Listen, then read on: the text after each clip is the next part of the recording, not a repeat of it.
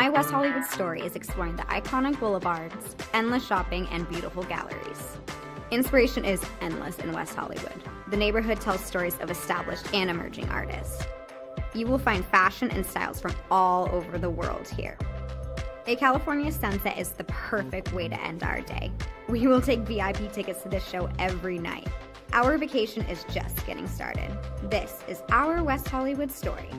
Come and find yours.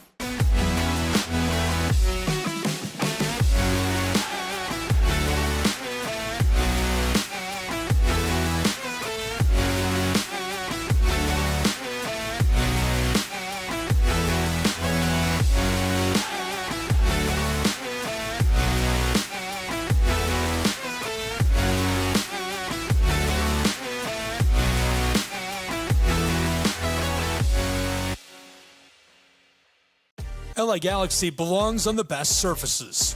Whether you're the best player or the best fan, every goal, every tackle, every last-second battle, it all requires precision, performance, and passion.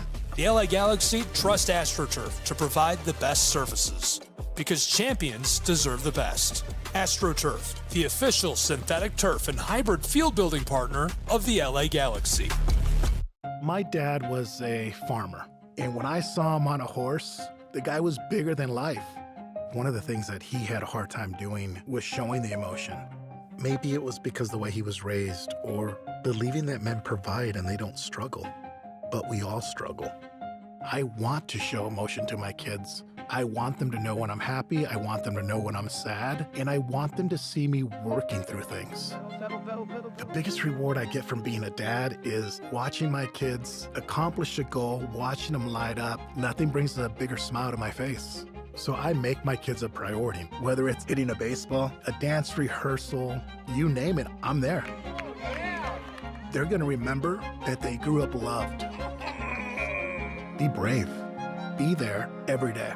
And allow your kids to know that it's okay to struggle. That even dad doesn't know the answer sometimes, but we're gonna figure it out together. Firearms are the #1 cause of death among kids, but we know that healthcare workers can make a huge difference. This is why prevention is absolutely critical. It starts with listening to the community, leaning in on those conversations to better inform what is the approach that you want to take. You are the champions for change. You can be the catalyst for integrating firearm injury prevention strategies into your practice and really benefiting your community. Let's agree to agree that we all have a role to play in ending this crisis. In Major League Baseball, you could dream with no limits. You could become your hero, steal the show, or even start a new club. You could meet the moment and exceed the hype. You can write a new chapter of history and let your city dream again. This season, anything can happen. Speed of the 20, he's gone. Touchdown. This is it. They have to score here. We're getting underway here.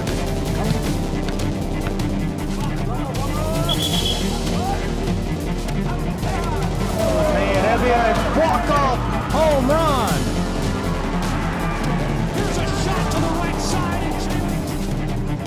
This is shaping up to be a strike left side too. Oh!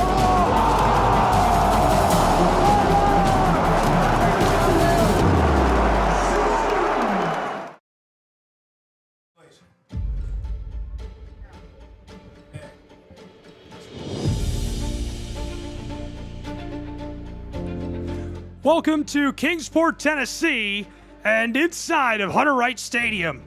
One spot remains in the Appalachian Athletic Conference Baseball Championship coming tomorrow.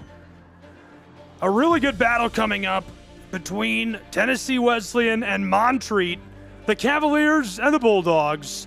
Glad to have you along with us. I'm Gabriel Schrei, Lorenzo Robinson here with me. We'll have guests along with us throughout today's coverage of what promises to be an electric battle between these two programs, as one team's season probably comes to a very final close today, and the other side will move on to the championship game, the title game, and battle for the green battle tomorrow. in Kingsport, Tennessee, and the Appalachian Athletic Conference.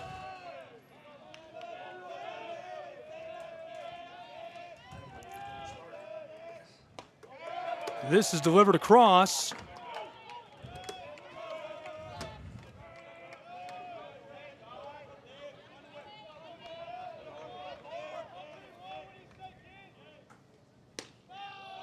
Second delivery. Cutting down inside, this is Appalachian Athletic Conference Tournament Baseball. Thrilled to have you along for this one. Gets a hold of it, driven through, right at second base. He couldn't collect. And the mad dash down to first. A runner on board to open the top of the first. Great swing of the bat and gets good contact to put himself on board in the top side of our first inning in Kingsport. I'll walk you through the lineup of these two programs, who's in the outfield in just a moment as we start to break into this game and explain the significance of it, what these two teams have seen this season, so on and so forth. We'll also have some special guests during today's broadcast. Expecting a couple of athletic directors. Hint, hint. Looking for the bunt, and that goes low underneath. That's ball one. Montreat at bat first against these Tennessee Wesleyan Bulldogs.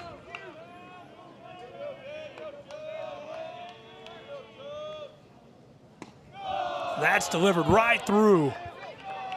Ball one raises our count to 2-0.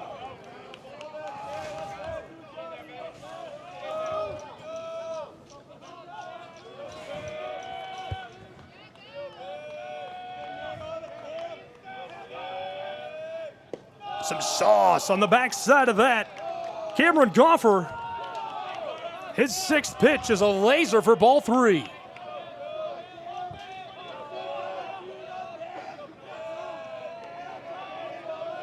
Nagel way out ahead in the count, and Cameron ready to go as this is delivered across for strike number one.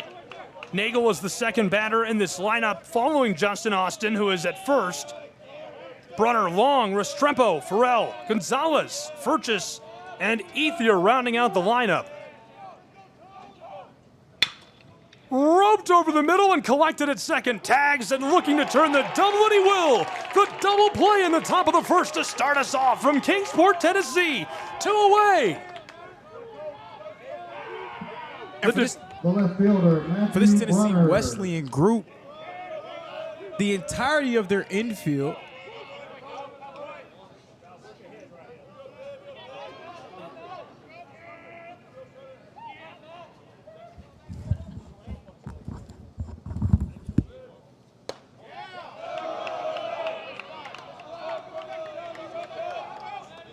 delivered that across. Taking a look at the lineup defensively for Tennessee Wesleyan.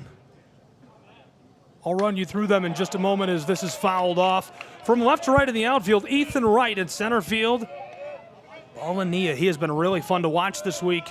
On the right side, Colton Reynolds. At first base, it's Shelley. Over at second, Johnson at third, Fernandez the shortstop, and locking things down, Rob Gordon. Roped through, and here we go at second. Shelley fires to first, and that is in time to retire the top of the first. Gordon locks down the shortstop position. The catcher, Jacob Tolson, we'll see more of him in a moment. And of course, on top of the mound, Cameron Goffer, the righty. We'll meet more of these guys, talk more about these two programs and the stakes at hand when we return with the bottom side of our first inning in Kingsport, Tennessee.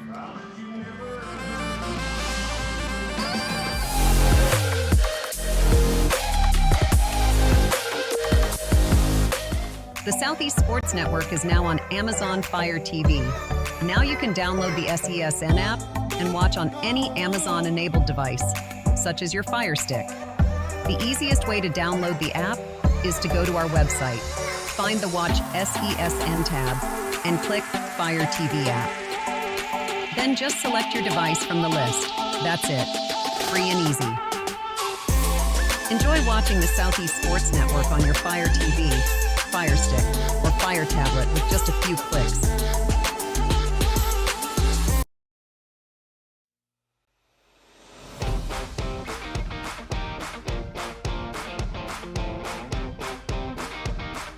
The Bays Mountain Park Adventure Course. Gear up and climb the Hawk's Nest. Work together as a team to complete 4 high ropes challenges, all while suspended 40 feet in the air. Finish with a zip through the canopies on our 310-foot zip line. Our ground course features 9 exciting challenges and is perfect for large and small groups. The Bays Mountain Park Adventure Course. Thrilling fun for group events, parties, and field trips.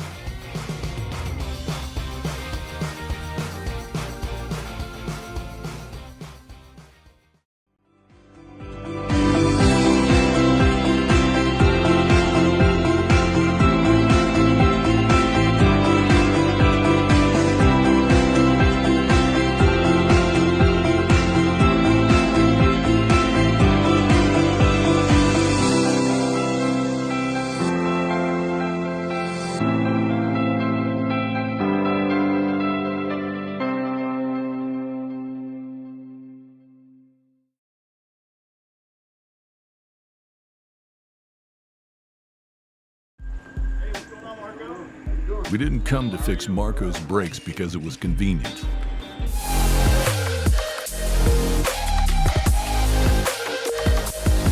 I like that it sounded like Dracula. You gotta warn us when we're up so I don't talk about Dracula during the broadcast. Thanks. Okay, we're back and talking about Dracula in Kingsport because he did like the thing into the microphone, and I was like, what is that? Not all of us talking about Dracula. I mean, I can't claim that one. What was it about?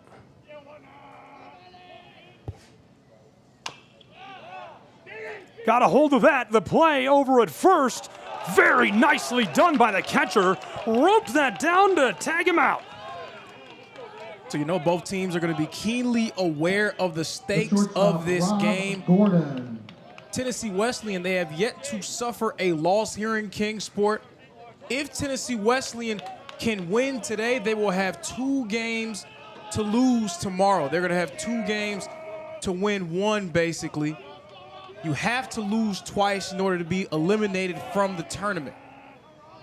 So then they'll be in a mini-series with the Bryan Lions in a scenario where both teams will be in the same situation. They have to lose twice in order to be out of the tournament. Meanwhile, if Montreat can win today, they'll force an if necessary game with Tennessee Wesleyan. Set across, and he's rounding his way to second. And a slide into third in time as that's collected in the outfield and delivered across. Yeah, that's the shortstop, Rob Gordon, for this Tennessee Wesleyan group. Rob Gordon, probably the least heralded member of Tennessee Wesleyan's entire infield. The Mableton, Georgia native. He doesn't get a ton of attention. He didn't receive all conference recognition. He wasn't a Gold Glove recipient. But I know any team in the AAC would love to have a player like Rob Gordon on their roster.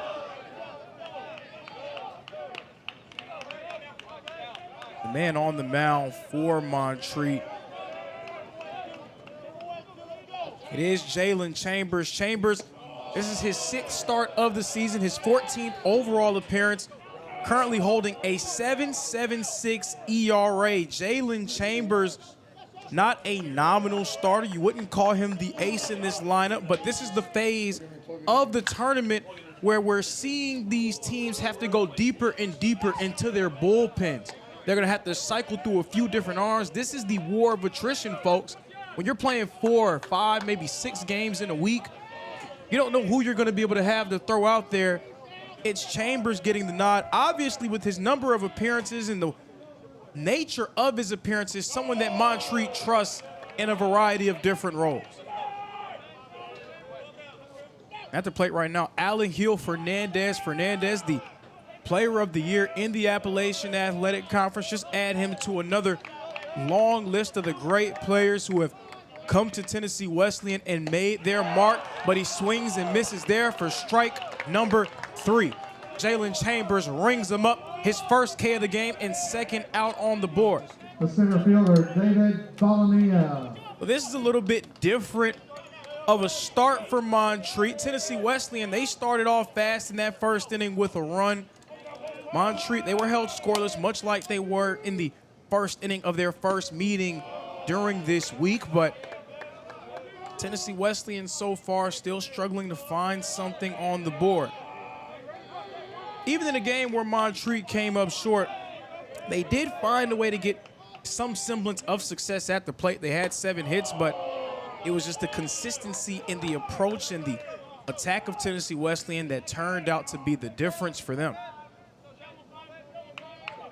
With that being said, Montreat, the history not on their side in this matchup. Overall, they have faced off against Tennessee Wesleyan on 69 separate occasions. So this is the 70th meeting between Tennessee Wesleyan and Montreat.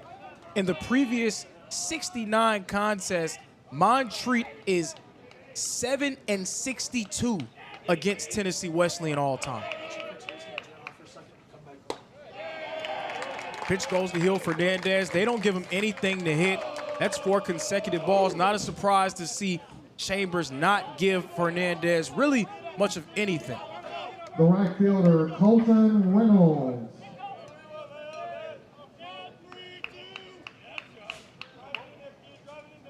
The outfielder, Colton Reynolds, the big bat coming up to the plate. Colton Reynolds, we've already seen his power on full display here in Kingsport. He had an absolute no-doubter of a home run during Tennessee Wesleyan's opening game. So far this season, Colton Reynolds, he's batting .380. I had the pleasure of calling a Tennessee Wesleyan game early in the season as we have a conference on the mound featuring the backstop for Montreat, Zachary Long, as well as the second baseman, Gustavo Gonzalez. But I had the pleasure of calling Tennessee Wesleyan versus Reinhardt, that series last month, and Colton Reynolds hit 2 home runs during a game in that series, and I mean, those were absolutely crushed. I don't think anyone found where those baseballs went. I heard there's a search party still looking for them. One hit me. That was pretty slick. One hit me over at Brickyard Ballpark when we were doing the softball tournament. Banged right off the booth. I believe it. It was not good. I'm still a little frightened.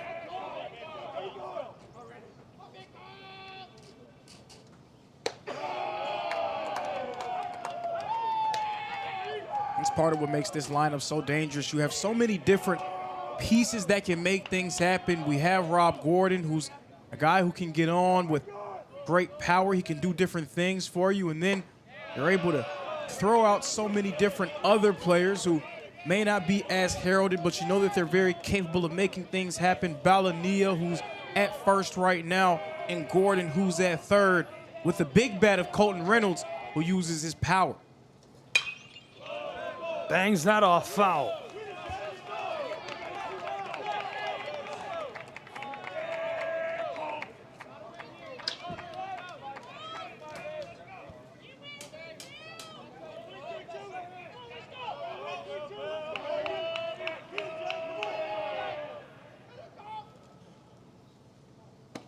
Slings that, and they were hoping to advance, but instead it retires him over to first base as he's going to walk. 2 on the base path, and the base is now loaded in a scoreless deadlock with 2 away in the bottom side of our first inning, and what an opportunity. Yeah, this is some early danger for Montreat. This is something that they have to try to prevent. Tennessee Wesleyan got off to a strong start earlier when these two teams played against each other yesterday. That is really what spelled doom for Montreat. Once they fell behind, you put a lot of pressure on yourself, and you feel like you're pressing at the plate from that point.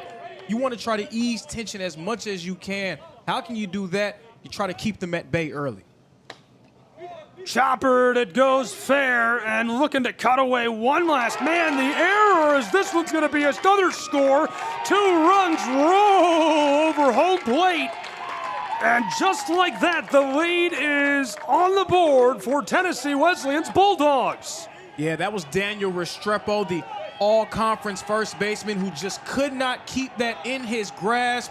Jalen Chambers, the throw might have been a little late. Restrepo trying to pluck it from the ground, just not able to do so cleanly, leading to 2 runs for Tennessee Wesleyan. The art of the upset. You cannot afford to beat yourself.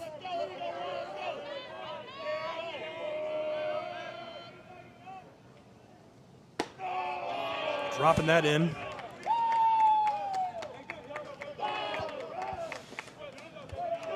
Man on deck for Tennessee Wesleyan, number 5, Jacob Tolson.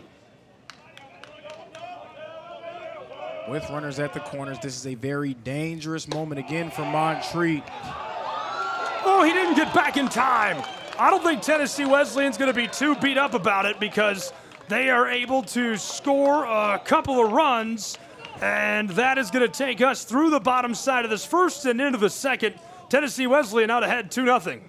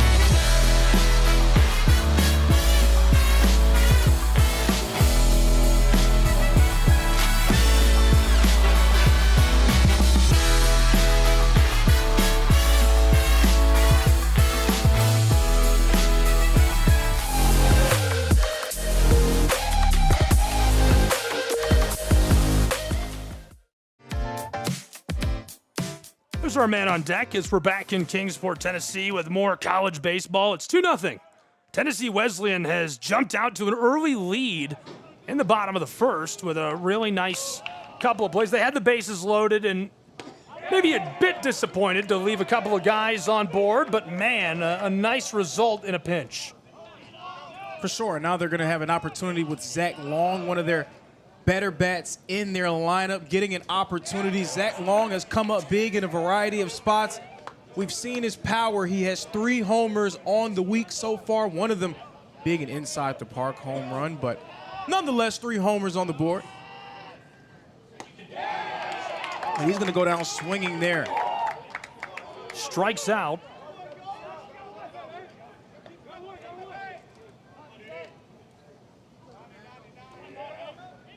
First baseman, Daniel Restrepo. Cam Gophar doesn't get a whole lot of attention in this pitching staff for Tennessee Wesleyan, but that's not necessarily because he's not a great player. That just speaks to the depth of talent within Tennessee Wesleyan's pitching staff.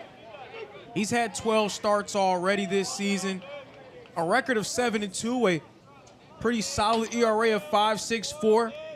He'd be the best pitcher on a lot of the staffs we've seen here this week.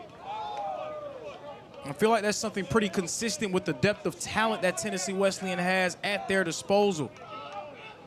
You're talking about a team that's sitting a Gold Glove winner right now. Jonathan Bosk, he's not even in their lineup, but he's a Gold Glove recipient.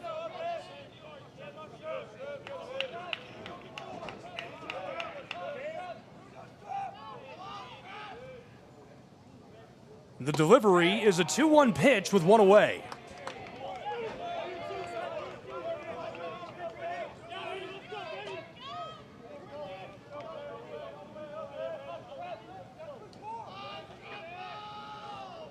Chambers sauces that from on top of the mound.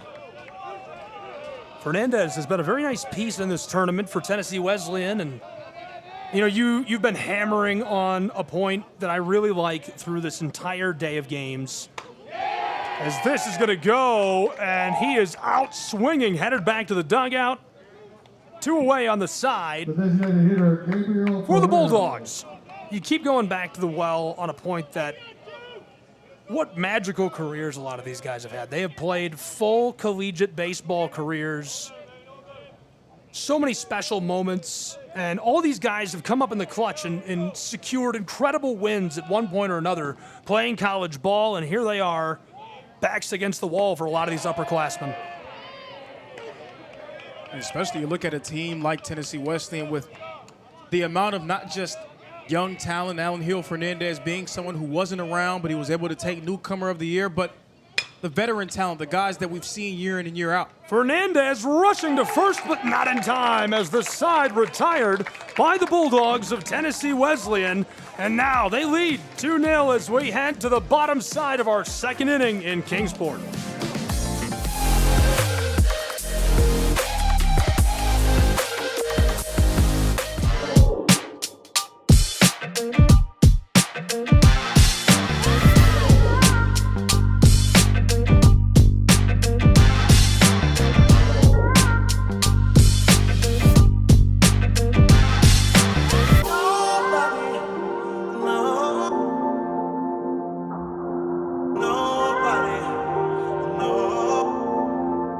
The Southeast Sports Network is now on Amazon Fire TV.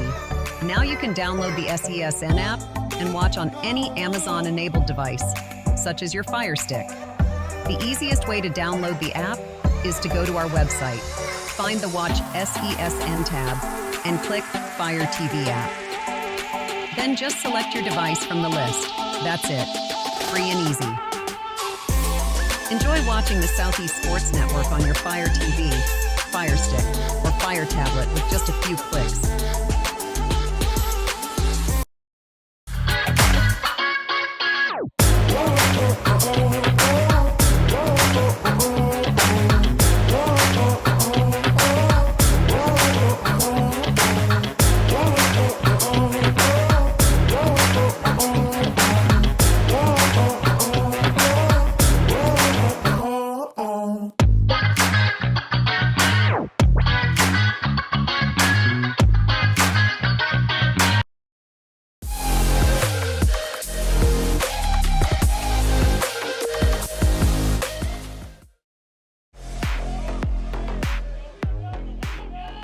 Back in Kingsport, Tennessee, Gabriel Schrei, Lorenzo Robinson as we flip through the top of the second into the bottom. Tennessee Wesleyan back at bat, and they were able to produce a couple of runs in the bottom side of the first inning. A really good-looking start to this game for them, and they're trying to move on to our championship day tomorrow, Saturday. Yeah, and conversely, Montreat, you don't want to put yourself too far behind that 8 ball. They hung around for a little bit yesterday.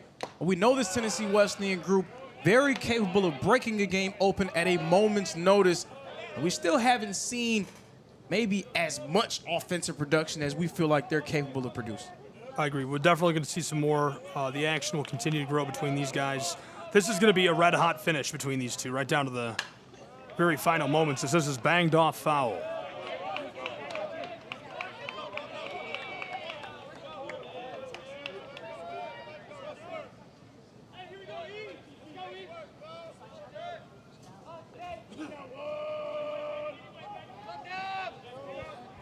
Fires the 1-2. Really tight. He has to step off to avoid that.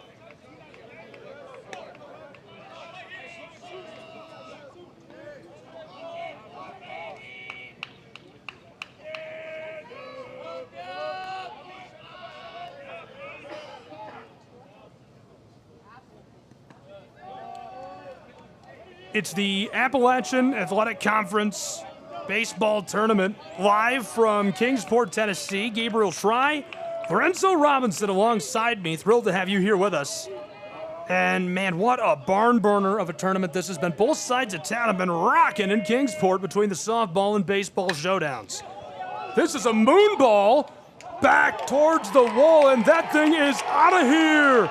See you later, baby. The Tennessee Wesleyan Bulldogs make it 3-0 with a moonshot over the left field wall.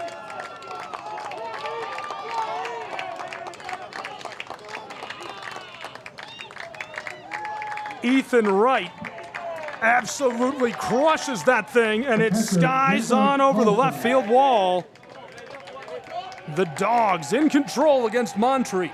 And another play that illustrates the depth of talent that Tennessee Wesleyan has at their disposal. Ethan Wright, he didn't even play yesterday for Tennessee Wesleyan. That's his 9th home run of the season. He is a very talented batter.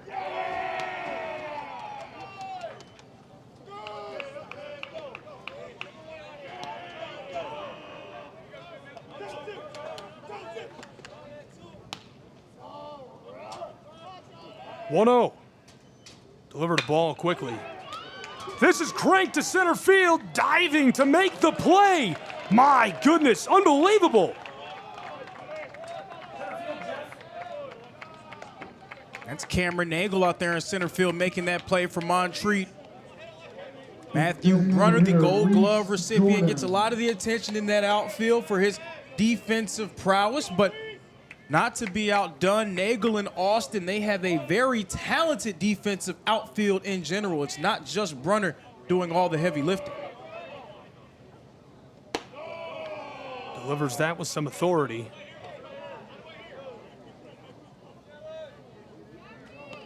But if you want to know how good this Tennessee Wesleyan team is, out of guys who have at least 60 plate appearances on the season, for Tennessee Wesleyan, they have 10 guys batting over 300. One guy who's not Reese Jordan, he's in the lineup tonight. He bats 290. Another guy who's a normal everyday player for them is Jonathan Bosk. He bats 236, not the greatest, but he's one of the best defensive infielders in the entire country. He won the Gold Glove for second base this season. Delivers that 2-1 ball.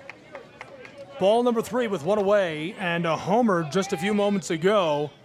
That thing an absolute moonshot right over the Sullivan dashboard over there.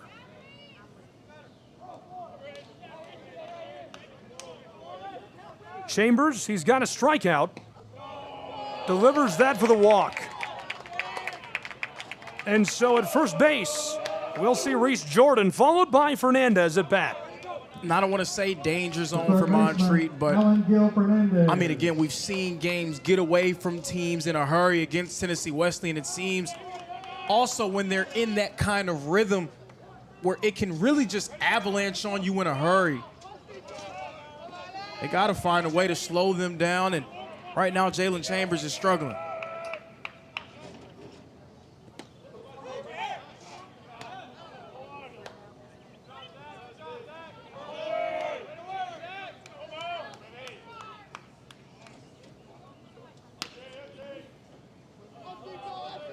And let's look at the player of the year, Alan Hill Fernandez. Almost cuts him down over at first. Able to get back just in time. Yeah, Alan Hill Fernandez winning that newcomer of the year. Came from State College of Florida. Drops that through as the 1-0 count rises to 2-0 with one away. And the runner over at first. And he's been pretty much everything that Coach Billy Berry could have asked for and more. Just an absolute hit out of the portal for Tennessee Wesleyan, and just adds to the list of great players they've had. And he's going out to second to try and advance to scoring position, and will, as that rolls through to the backstop. Great hustle play as Reese Jordan is in scoring position. Those are the type of mistakes that you cannot have happen. The margin of error razor thin here in the postseason. We've seen teams lose based off of 2 or 3 simple, small mistakes. And with Montreat already having a loss in the bank, I wouldn't be surprised if there would be a quick hook for Jalen Chambers. But Coach wants to see if he can at least get out to second. Reese staying put.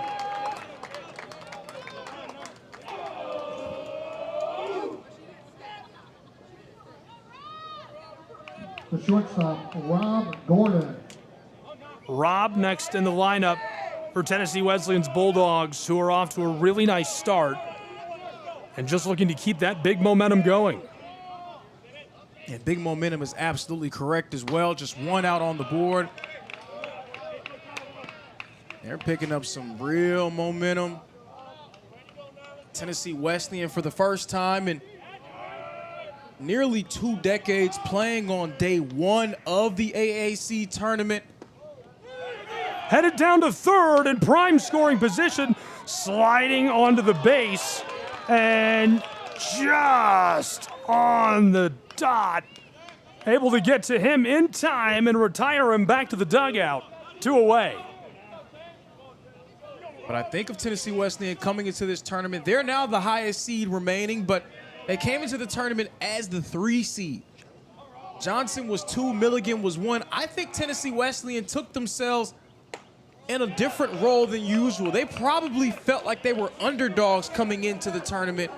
They had a little chip on their shoulder, as they should have. This was an unfamiliar position with them, and now they're right back where they feel like they should be. They've taken their rightful place. The 1-2 is going to fly through for ball 2 and even the count with 2 away. And again, they've got the runner on board over at first. A while ago, Reese Jordan able to make quite a difference on the base path. He was caught at third stealing, and Fernandez over at first after being walked. Rob Gordon 1 for 1 today. Here's the 2-2. Gordon lets that go on by. Yeah, a little bit too aggressive there on the base pass was Reese Jordan, but Tennessee Wesleyan, the most prolific team on the base pass in the AAC, 160 stolen bases entering this game. Floater to right field as we're headed out across second to third prime scoring position. And he's got the stand-up double safe over at 3. Yeah, doing that in a 3-2 full count, definitely something to be said for this one. Tennessee Wesleyan, they are firing on all cylinders and potentially a 2-out rally on the horizon. This can get away from Montreat quickly.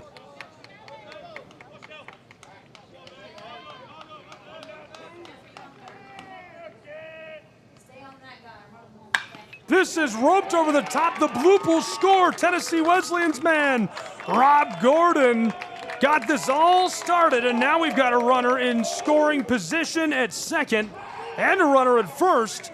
And adding another, it's 4-0 Tennessee Wesleyan Bulldogs following the solo shot and a couple of great hits. And the man who hit that is the most prolific hitter in their lineup, full of prolific hitters, Josh Shelley.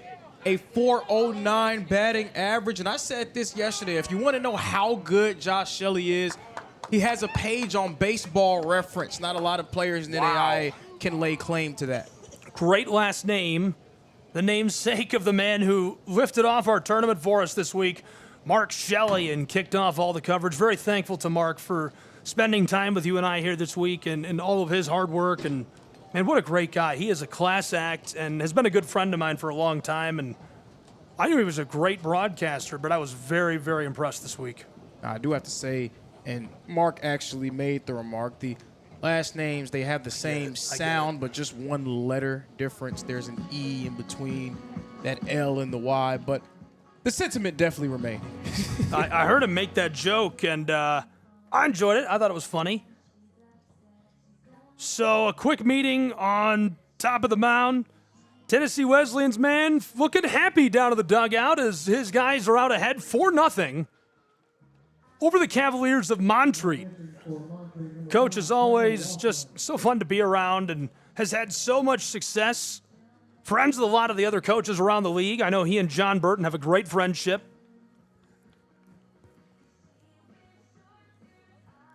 We've got a meeting of our officials over behind second.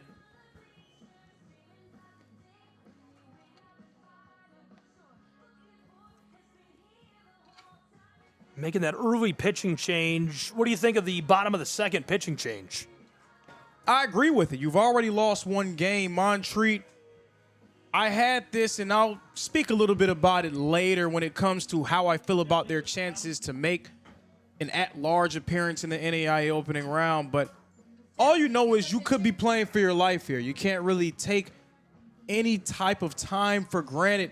Jalen Chambers, he just has not had it for you today. You don't need to see another inning to realize that he just doesn't have it right now.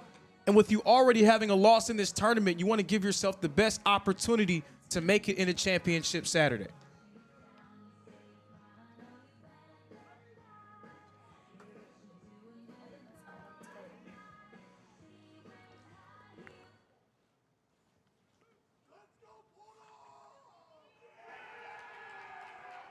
The man that they're deciding to go with, Trevor Laughlin, his 14th appearance. All of his appearances this year so far have come in relief. He's pitched in 21 1/3 of an inning so far. But I'd venture to say this is the biggest entrance into a game he's had up to this point this season. It's the first time we've seen him here in Kingsport.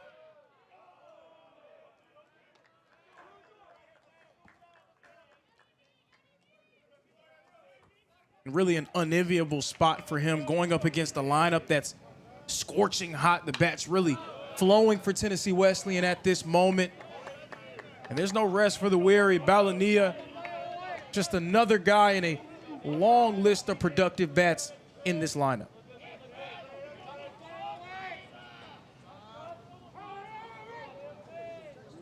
Balania batting .370 this season. Wired that across. With 2 away, our count rises to 3-1. Laughlin off to a nice start, trying to get them out of a jam as that goes across for strike 2.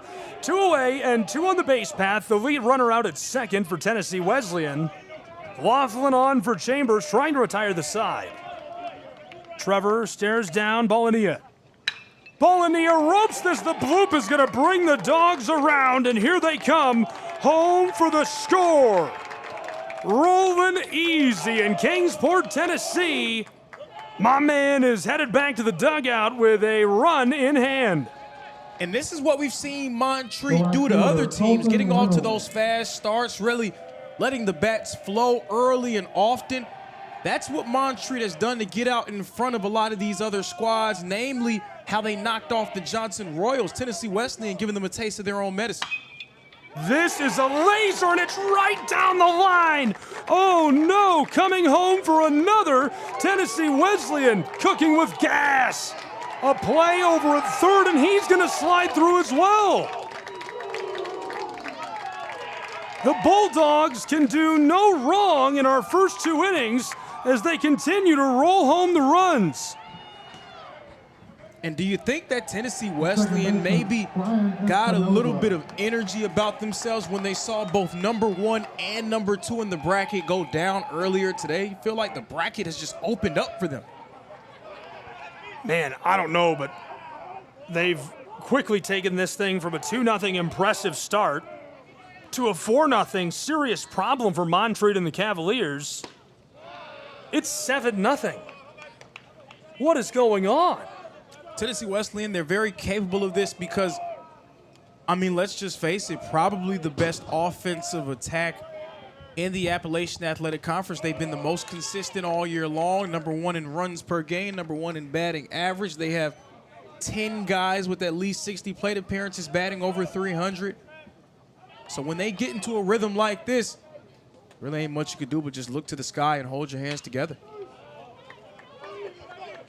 You've been hanging out with Mark a lot. Man, he's got some banger one-liners. I was over there listening to you guys. Raises his hands to the heavens in celebration. That's a bang. You can't say that if your voice doesn't sound like his. That's a good one. Tennessee Wesleyan facing down the 1-2. Sails on by with 2 away, the count even at 2. I remain so impressed with the AAC from top to bottom. Softball coaches, baseball coaches, athletic directors. The men and women that run these schools, their athletic programs, are difference makers in everyday life, as that's going to retire the side. Strike 3 as finally the Montreat Cavaliers are able to get out of a jam, but not before they allow 5 runs in the bottom of the second. And just like that, Tennessee Wesleyan and the Bulldogs are off and running with a massive advantage in Kingsport.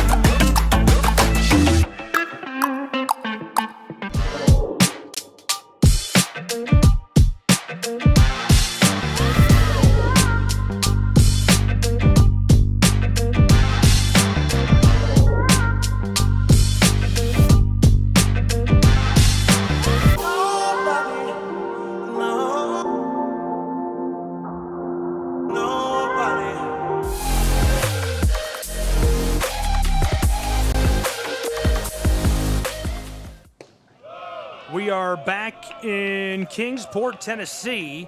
Gabriel Schrei. It's 7-0. Lorenzo, I mean, Tennessee Wesleyan is cooking with gas. The count even at 1. They have outscored their opponents in their last 2 games and 2 innings, 24-3. I mean, that just shows how capable they are offensively. We've seen that from them all season long. When you bat for over 340 as a team, when you can post the amount of runs that they have, number 1 in the conference in runs per game, you have to feel like those type of avalanches are always on the table. Seems like Montreat right now, they're just on the wrong end of it. We've got Coach D here with us from Tennessee Wesleyan. Coach, you've been with Tennessee Wesleyan as the AD for so long. Talk to me about your resume before that, your career in athletics, and what you've done at Tennessee Wesleyan. Yeah, well, I mean, I started my career at Tennessee Wesleyan straight out of grad school. So I started out as athletic trainer there. And, you know, when the position came open in 2007, you know, I quickly jumped on it and been there ever since. That's a long time. That's impressive. Yeah, it's been a great run, you know, a lot of great memories there. Baseball, of course, great tradition. Dating all the way back to when I first got there under Ash Lawson, and prior to that with Wayne Norfleet. I mean, Billy, of course, has taken it to the next level, and they've just had a great run over the past, you know, 25, 30 years. Well, and I was going to say the last few years especially have been especially hot, as that pop-up is unable to be collected by the Dogs. Just a crazy couple of years to the World Series and constantly competing in host site rounds and trying to battle on to that final national host site. What has that been like, dealing with that from an administrative standpoint, and what's it like to see the guys celebrate and go on and win, and the camaraderie around that program? Well, you know, now it's an expectation. You know, making it to the national tournament every year that's an expectation for Tennessee Wesleyan baseball. And, you know, the guys know that. They're built to get to that next level, get to the World Series, and have a chance to go out there and compete for a national title every year. You know, that's something that Coach Berry has been able to instill with this group. And it starts from day one in the fall. You know, that's the one thing they talk about is what does it take to get through the national tournament to get to the World Series. And, you know, coming to Kingsport, this is like a second home for Tennessee Wesleyan baseball.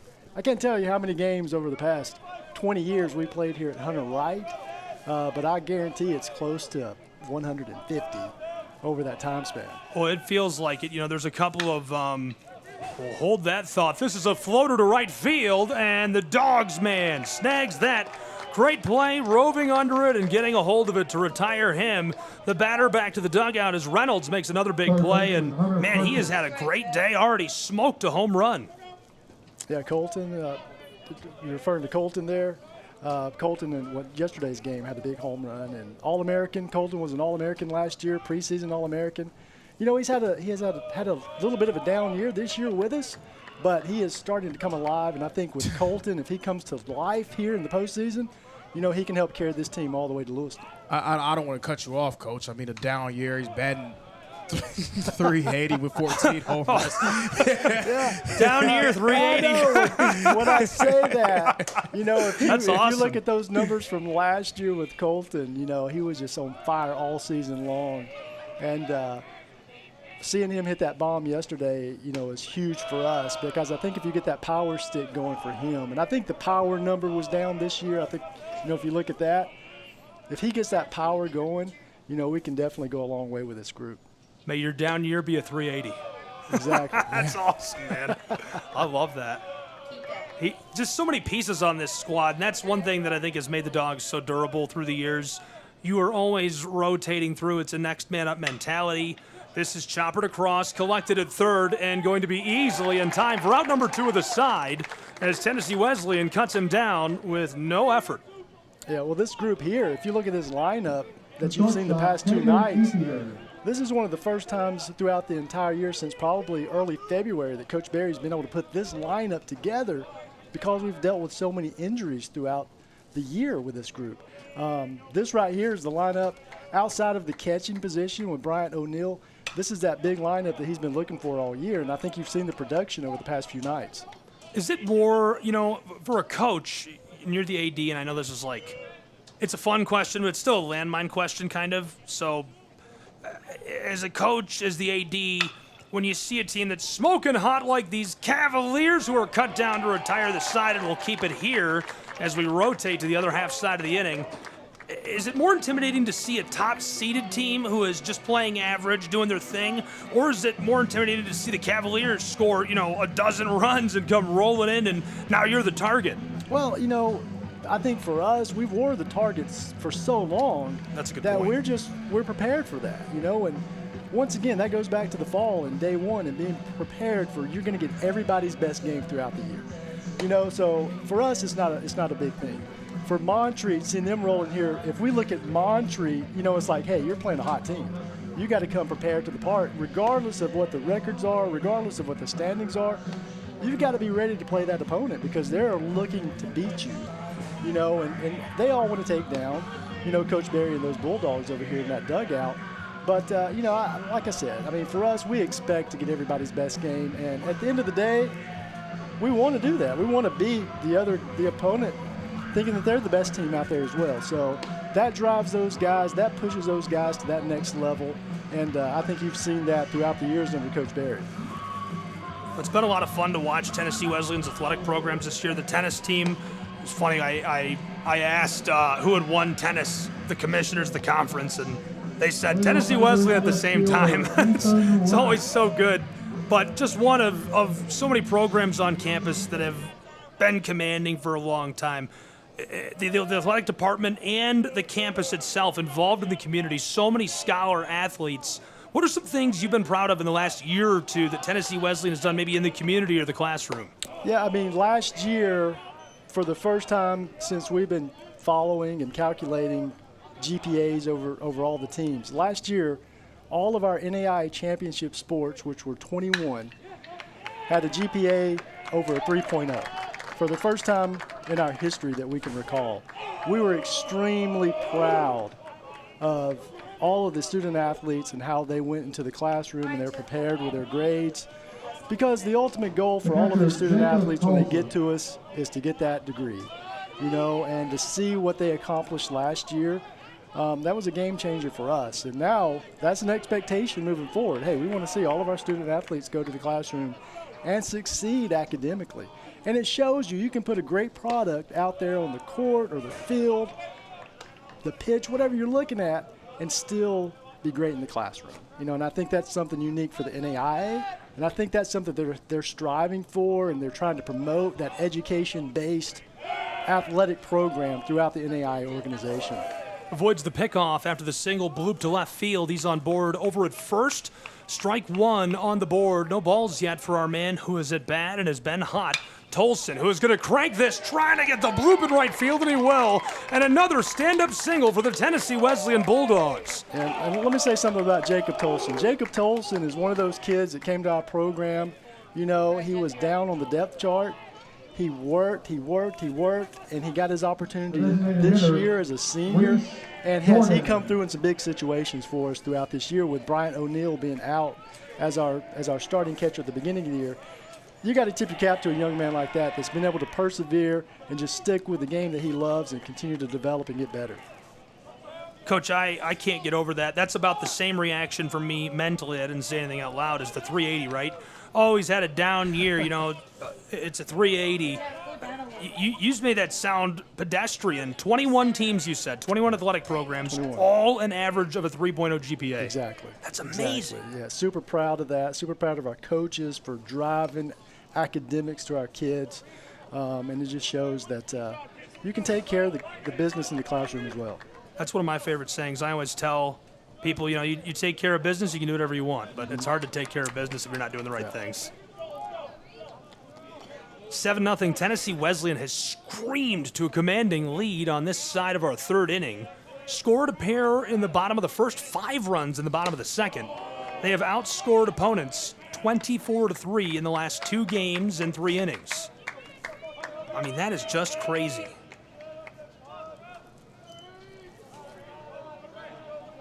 So many good programs in the AAC. As that is dropped just alongside the zone to punch him out. One away for the Cavaliers, who get the job done from on top of the mound. Well delivered. Yeah, and over the past, 25 years, with, if you're looking at baseball specifically, we've gone through so many teams that, have challenged us. Union College over the years, Reinhardt University, Montreat College, Bryan. They've all been there to help push and drive this team to continue for them to find that success at the next level. And as an athletic director, the Appalachian Athletic Conference seems like a really good choice for a lot of these programs. For you in Tennessee Wesleyan, why the AAC? Well, for us, it's history. We've been there from the beginning. Of course, we made that name change back in, 2000 from the TVAC to the AAC. For us, it's a great fit. All of the schools that are within our conference, they all fit the mission of each university and the conference itself.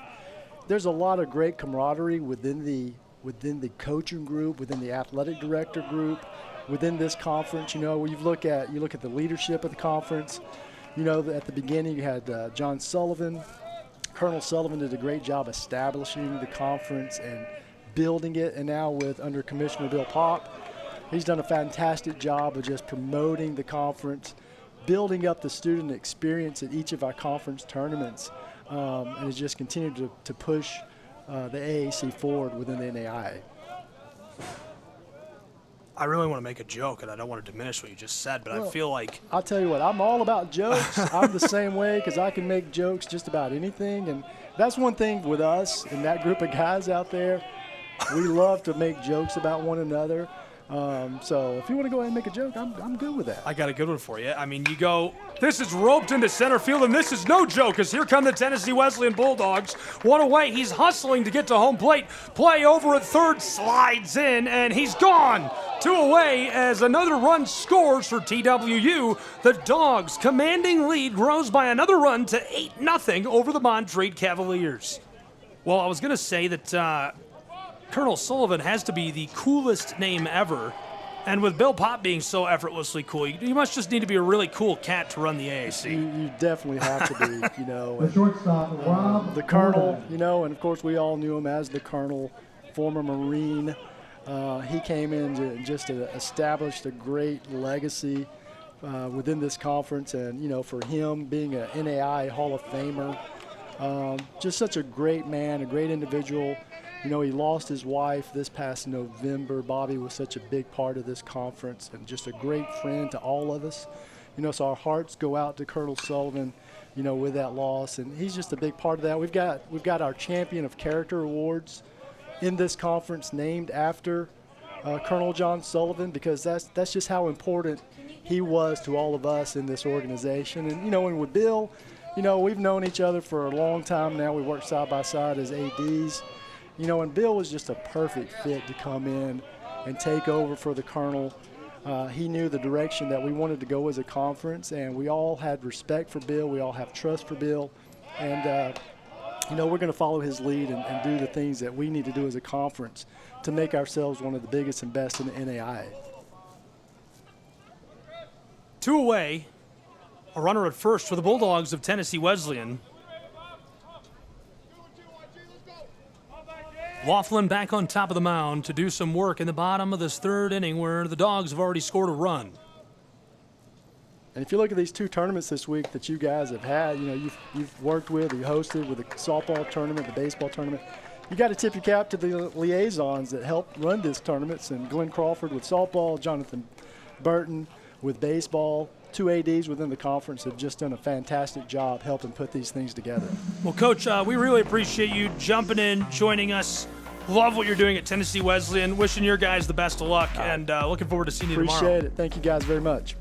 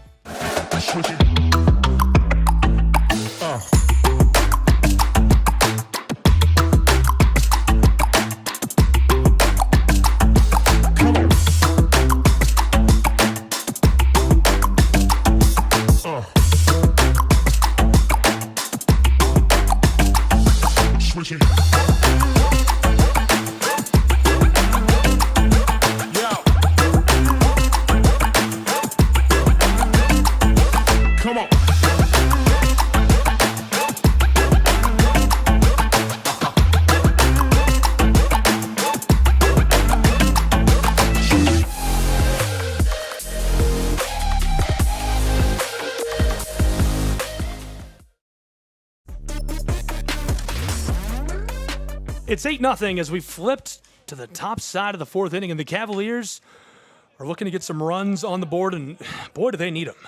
Yeah, they need them quick, fast, and in a hurry. They may be running out of time to find a way to get them.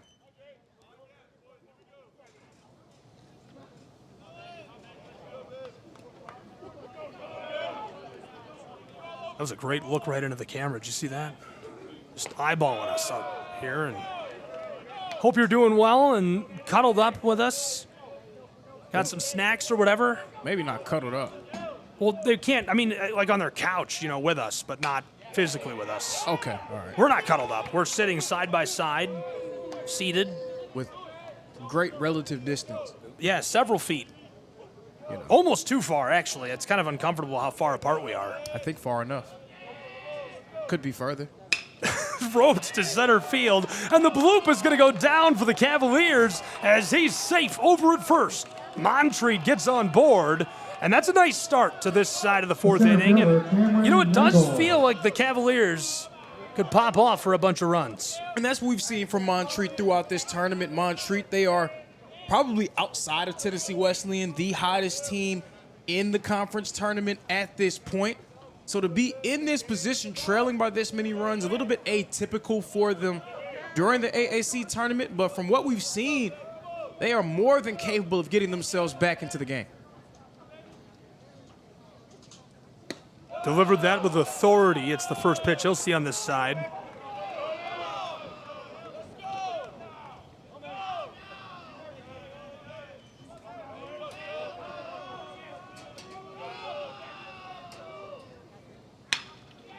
Got a hold of that right field, and he squeezes another out on this side. See you later. But I love the point that our guest spoke about for Tennessee Wesleyan, and it was a point that I made a little bit earlier. You have to respect what Tennessee Wesleyan has been able to do over the years, being as consistent as they've been during this time. I mean, we're talking about a team that from 2006 to 2023, they won 16 of 17 AAC regular season championships, 14 of 17 AAC tournament titles. So if we extend it to the last 2 years, Tennessee Wesleyan here in Kingsport, they walked away the tournament champs 16 of the last 19 years.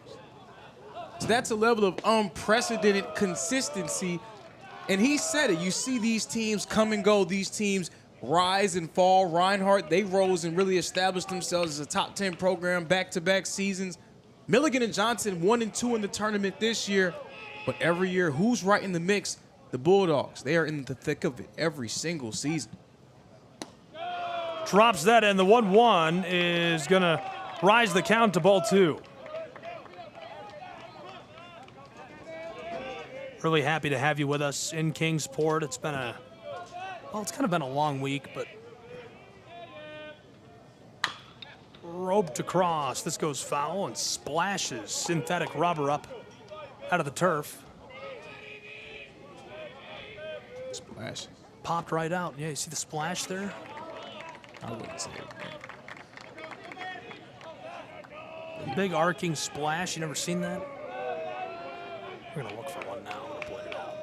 They took up turf. Split. Oh, we've got a roper, and it's collected, flipped across, trying to turn the double, but instead this skeeters off into the dugout.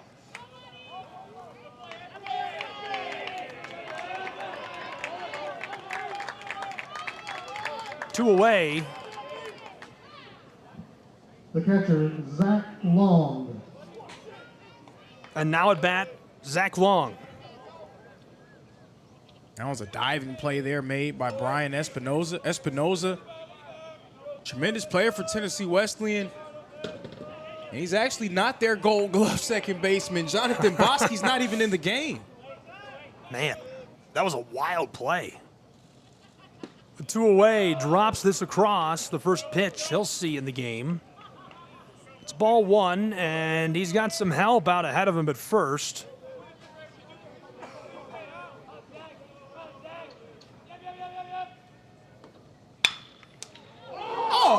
Well, that was a nice trip to the field, but we'll see you in the other half of this inning. Absolutely disgusting on top of the mound. The Dogs turn the side, and they are heating up in Kingsport.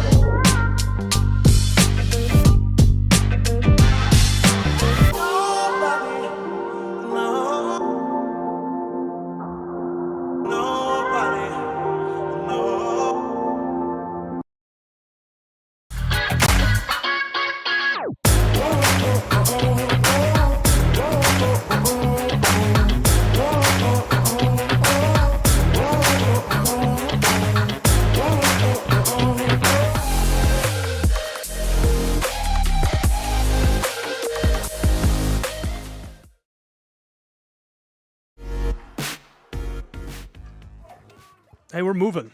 That happened fast. We went to break, comes out, and the first pitch is a rope of a double down the left field line. Skeetered all the way down the chalk, and he makes it out to second. He's at second. Who's on first? Who? So what's on second? What? What about third? What about him? I don't know.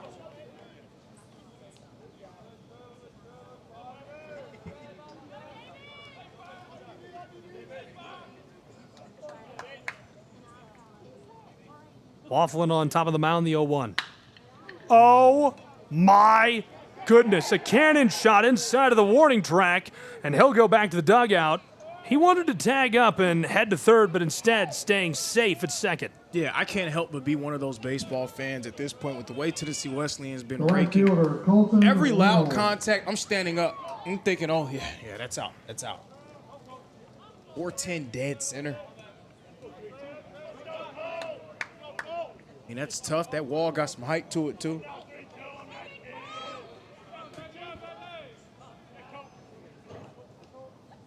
We've already seen a couple of no-doubters here in Kingsport.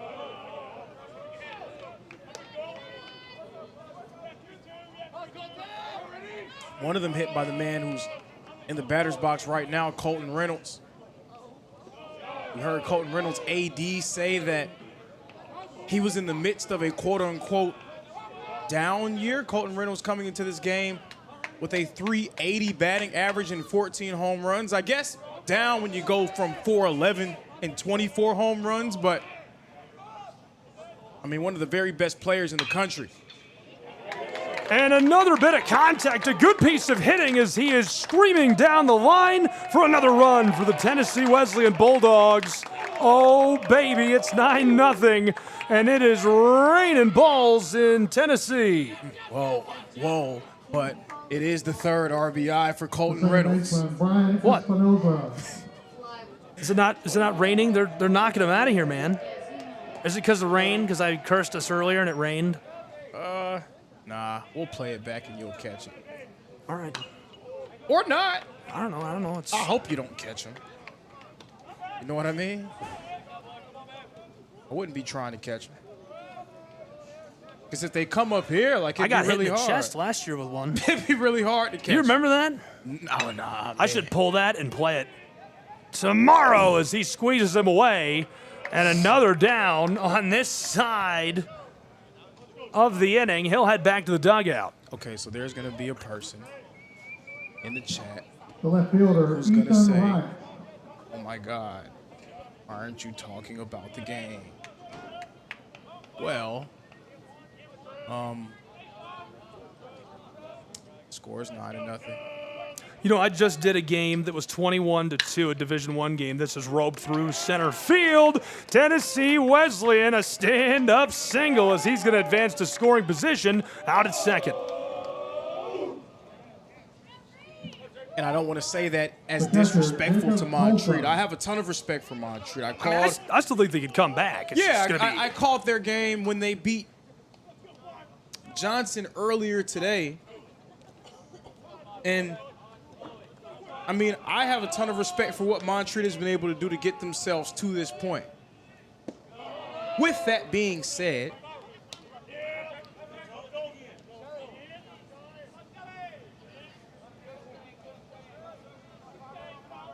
I did that game. It was 21-2. And the home team that had subcontracted me to call it on ESPN's digital stuff was the one losing.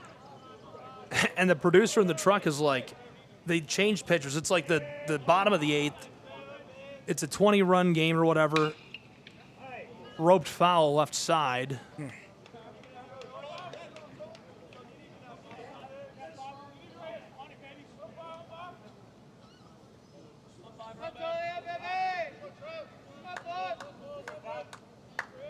and I mean, sometimes you just run into a buzzsaw. And I feel like Montreat, at this point, this is just a hill that historically in their program's history, they have not been able to climb. Headed down across, and this one going to retire the side as he's able to make the play. A fun one in Tennessee between our Bulldogs and our Cavaliers in the Appalachian Athletic Conference Tournament. We'll break along with these two programs and return with more college baseball in just a moment.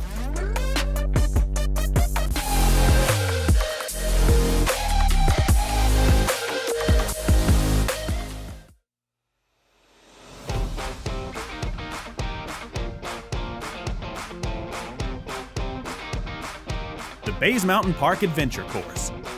Gear up and climb the Hawk's Nest. Work together as a team to complete 4 high ropes challenges, all while suspended 40 feet in the air. Finish with a zip through the canopies on our 310-foot zip line. Our ground course features 9 exciting challenges and is perfect for large and small groups. The Bays Mountain Park Adventure Course. Thrilling fun for group events, parties, and field trips.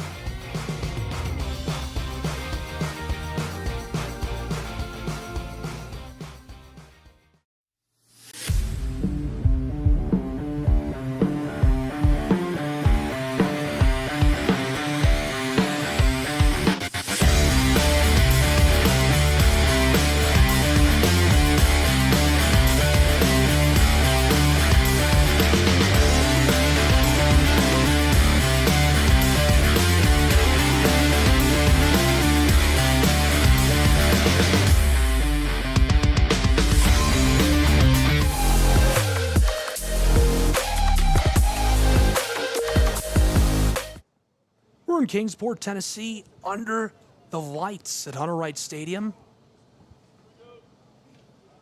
Rocketing some balls out of here. Tennessee Wesleyan has been crushing it. Leading off at the first baseman, Daniel Restrepo. Absolute riveting action. That almost sounded like I was going to do the Masters thing. Have you seen that clip? Elaborate. Have you seen the clip where they're doing the Whitecaps game and they're like playing piano under him and they're like, we're here at Grand Rapids, Michigan. Like when the Masters comes around every year, a really good friend of mine, Nate Wangler, calls the West Michigan Whitecaps games in MILB. And they play the Masters. Ooh, almost kills us. They play the Masters theme under their broadcast for like the beginning of the inning for like a minute. And they set the scene like it's the Masters, then proceed to call a half inning like it's golf. Oh, we should do that one time. Just for like maybe a couple pitches.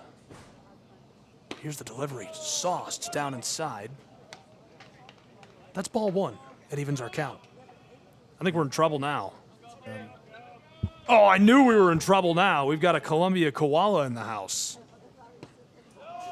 Coach Crawford joining us.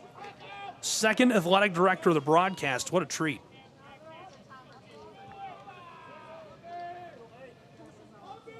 Coach, thanks for being with us. What a year in the AAC baseball and softball tournaments as this one is cranked and blooped into left field and the Cavaliers get on base. So I got to be frank, I'm pretty disappointed as a broadcaster that this is the way it is. I wanted this to be a fun battle down to the finish. You know, maybe 12 runs apiece or something. I don't know. A bunch of home run balls. But you know, still fun, and what a fun run that Montreat has had. They've been able to make some noise when it wasn't expected. Yeah. You were the site administrator for our softball tournament. How's your week been in Kingsport with these 2 tournaments going on? Oh, it's been great. You know, we had to deal with some rain early on, and we got things squared away and got every game in, and wrapped up with a good game today. And Troy McConnell, moves on to the World Series opening round. So. Really good softball. Hopefully some people came over and watched, but it's good to get over here and watch some baseball now. Yeah, this is as good as it gets for the end of the baseball tournament. Really excited to see how this winds up. I think Montreat does have the firepower to get back in this. Obviously, it would be pretty miraculous, but they could squeeze a few off and make it interesting here as we roll through our 9 innings as this one roped across to third. Oh, my goodness. In time, down the line, he's able to get safe to the base. Boy, I thought he was going to get cut down right there. Almost made the play from third. That was a heck of a play. That would have been great. The diver. Coach Crawford, you are building an athletic program at crazy pace in South Carolina. And I think you might have, I'm going to get in trouble for this. I'm going to catch some flack for this. Yeah. You might have my favorite brand in college sports. If you haven't seen their logo and don't stop. I'm already in trouble with the first guy that heard it. Yeah. He's the first one. This is roped across the left field. Cavaliers going to advance 2 into scoring position with no outs on this side. And there you have it, a run coming to home plate that equalizes what would make this a 5-run difference if he could somehow find a way to score all these guys. Got to play some runs. Never out of it. And you're wearing the logo. Yes. Tell me about your brand. Tell me about the koala. Well, the koala, how it's a good brand. It's the only one in the United States that as a mascot. So there's only 3 in the world, and 2 of them are in Australia. Imagine that. So, but how we got it was basically Columbia Zoo had a koala exhibit, and when we were a single gender school, they wanted to come up with a mascot, and they chose the koala.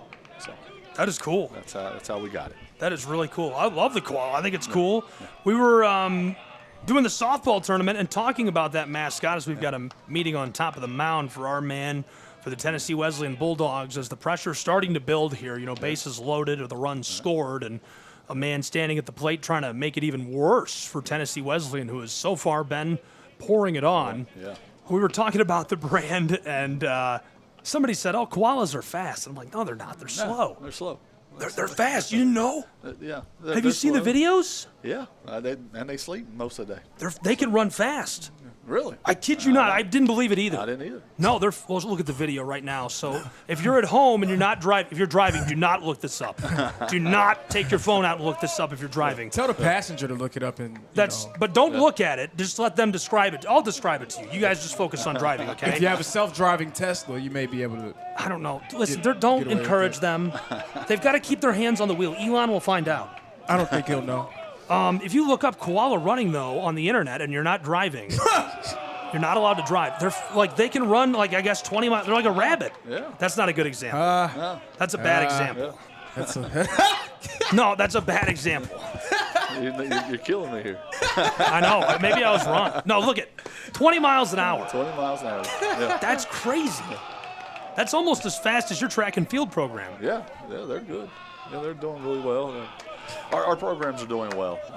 You know, I was brought in to extend the brand and create new athletic teams. In 2020, we went to co-ed institution, and so started bringing in new programs for the male side, and just continue to build our athletic programs.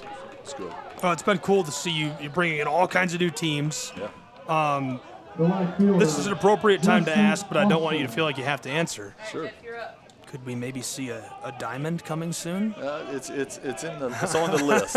Yeah, let's go. It's on the list. Let's go. I love it. I can't wait. It may not be the top of the list, but it's on the list. So, but no, I mean, we're doing well. We started 4 new programs in my first 3 years here. So, men's basketball made the conference tournament this year and did really well. I'm really excited to see what our lacrosse teams can do, and as they continue to grow and get over the first year jitters of it. But I think we're doing well. We'll see what we add next, but there are some things in the mix. I love it. Seems like a lot of great things in the works, and what you've done so far has been really exciting. You know, putting those foundational pieces into place, working on facilities and bringing in support staff. As this roped center left field, he's in trouble and gone as they squeeze out a second and keep the Cavs in place with runners on the corners. Now, they did score a couple runs to cut it down to a 7-run advantage for the Dogs. And they could really use 1 or 2 more here, and it certainly would make this a much more interesting end to this day. Yeah. Yes, most definitely. Like I said, you just keep swinging the bat, and things happen for you. So you just can't give up. You just got to go up, next man up, pass the bat, and see what happens. Is there anything that has been, maybe particularly challenging that you're proud of the program overcoming in the early stages, or anything that was just exciting in general that you're excited about or proud of? I'm excited about all of them. When I first got there, we weren't really competing to get into any conference tournaments or anything such as that. This year we had one of our female swimmers, Grace Boyd. She was made the national in 3 events, so she went to nationals for that. And as a freshman. Wow. So she's going to be really good. I do remember her at the swim tournament. Yeah. Man, she was killing it. Unreal. And then we had, what's really cool is we had one gentleman who got selected by the Masters to work the Masters this year. And that was Jalen McDuffie. Wow. Was one and throughout the whole nation that was invited down through and to work and be a part of the Masters, which is really cool. So, you know, our kids do really well. You know, I know every AD talks about their academics. You know, our 18 teams we had a athletic GPA of a 3.24. So doing really well. Scoring another just in time. Montreat able to slide one through on the backside and get back to the dugout as it cuts the lead of the Bulldogs down to 6. Yeah, we're going to put some respect on Montreat's name a little bit now. I'm telling you. And this probably will end the side, but hopefully not your respect for the Cavaliers, who are starting to battle back against this big lead. So, hey, you play till the last inning. You keep going, pass the bat, and see what happens. So now they got to play defense and hold them here and come back in. So we'll keep it here as we roll to the bottom side of the inning. Man, you hired Mark. I love Mark. He's a good friend of mine. It's exciting to hear him as the voice of the Koalas, and what a cool piece of the brand early on. Yeah, he's done a great job getting our brand out there, and really, you know, what I wanted to do was to bring our parents, if they couldn't come to the game, to be able to see the game and watch the games in our live feed, and you know, get a play-by-play, because when you watch and it's just static, it's boring. You know, and he does a really good job, and man, so many great comments from parents and emails saying how good the job he's doing. But don't want him to get a big head, but he's doing a really good job. Obviously, we're a big fan of bringing the game to life without going in person as well. Yeah. And excited to be bringing the entire series of tournaments this year to life, and it's been a lot of fun. Oh, yeah. It was great. You know, had nothing but great things over at the softball tournament, you know, parents just really happy to be able to, you know, watch the games and hear commentary about their child, and it's really good. It does a good job. I think, you know, Bill Pop's done a great job with these tournaments. I remember, you know, a couple of years ago when I coached at Reinhardt and it was at the softball tournaments, we didn't have anything like this, so it's really good. So to see where we come from and where we're at now, and just the level that we take the tournaments to, and the athletic experience for the kids to enjoy and have, and you know, make those memories. It's a special moment. You know, it's something that you're going to look back on for the rest of your life. You're going to have kids, grandkids, and talk to them about the time you won the AAC tournament or went to the final, and to have it, you know, with a multi-camera show like this, and hopefully good announcing. I don't know. You tell me. You know, it's cool. It's a fun thing to be a part of. You guys are doing a great job, better than me, and like I said, you know, it's really good. It's to, you know, we sit around and we talk, and we'll listen to you guys on our phones out there, and you're doing a great job, and it brings it, once again, it brings it to life for those who can't be here. So you're doing a great job. Over the edge of the mound, and he's safe, unable to cut him down. Rolling to first, and the Bulldogs have a man on board to start off this side of the inning. Yeah, it's their turn to answer back, so we'll see how they do. And Tennessee Wesleyan has been red hot in this one, banged out to that early lead, 9 runs to nothing. Montreat responds. It's been exciting. For you as an AD, what's the most rewarding part of running a program and working with student athletes? Is there something you particularly enjoy? I just like seeing them succeed, you know, reach the goal that they want. You know, we tell them all the time, you know, you're a student first, you know, student then athlete. You can't be an athlete unless you're a student. So watch them in the classrooms and doing what they do in the classrooms, and then coming out and you know, playing at the level that they play in, and we're getting better. So I'm proud of each and every one of them, because, you know, they're making the change in the athletic department.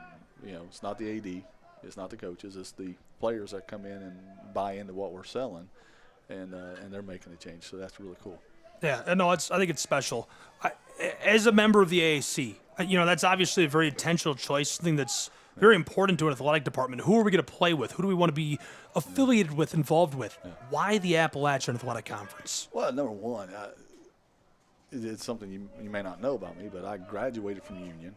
Oh, I didn't know that. I coached at Reinhardt and got my master's at Reinhardt. I did know that. And now I'm at Columbia, so I'm AAC all the way, right? Hey. So, no, it's you know, the schools, the parity of the schools, and what we do.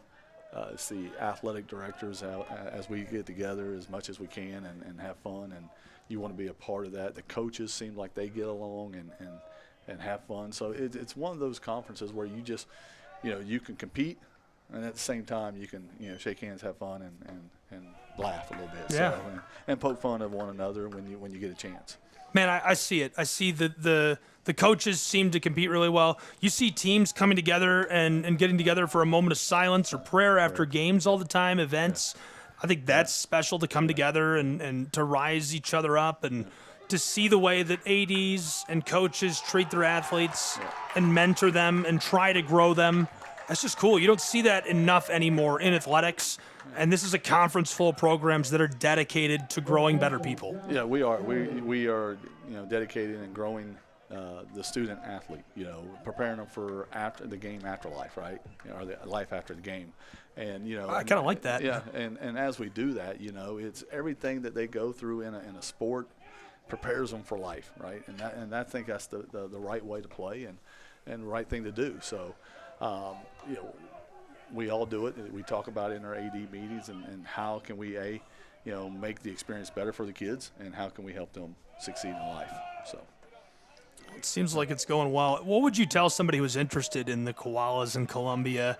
Where should they go find out more about it? What would be the first step to getting involved as a potential student or just learning more? Oh, just go to gokoalas.com and find a sport that you play. Contact a coach, send some video in. If you can't get a hold of them, get a hold of me, and I'll make sure they get to them.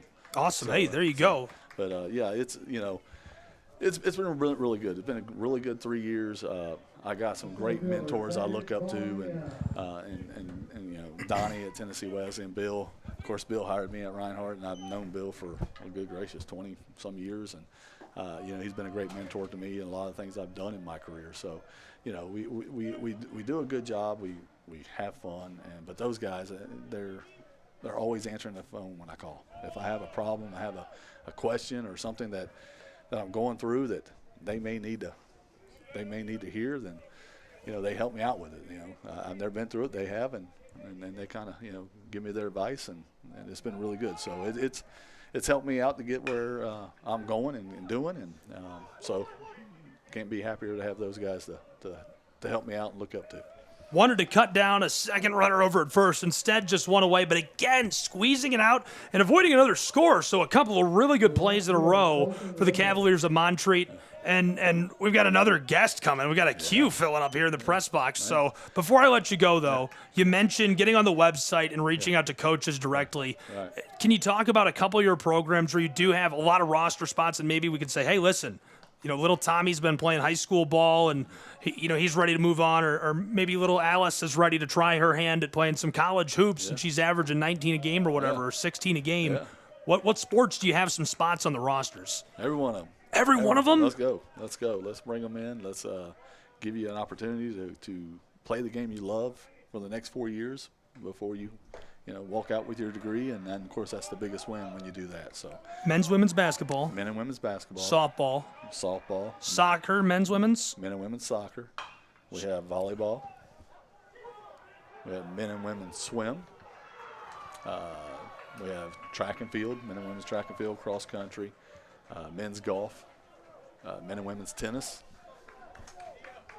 cheerleading program coming up. Am I missing anybody? Volleyball, I don't know. You just swim. Named about 35. Yeah. We have a good track and field. You mentioned track and field. We talked about lacrosse. Men and women's lacrosse. Yeah. Golf? You said golf? Yeah, men's cross golf. Country. Cross country is doing really well. Tennis. They're doing good. Yeah. So it's really good. We're doing good. Our coaches are doing a great job recruiting kids that have good character and they're going to do the right thing. So I look for great things for us in the future. Coach, you're the man. Appreciate you for stopping by. GoKoalas.com to become a purple Columbia Koala. You at least got to go check out the logo. It's as cool as could be. There you go. Thanks for being with us, Coach. Yes, sir. That is Glenn Crawford, the athletic director at Columbia College in South Carolina, home of the Koalas.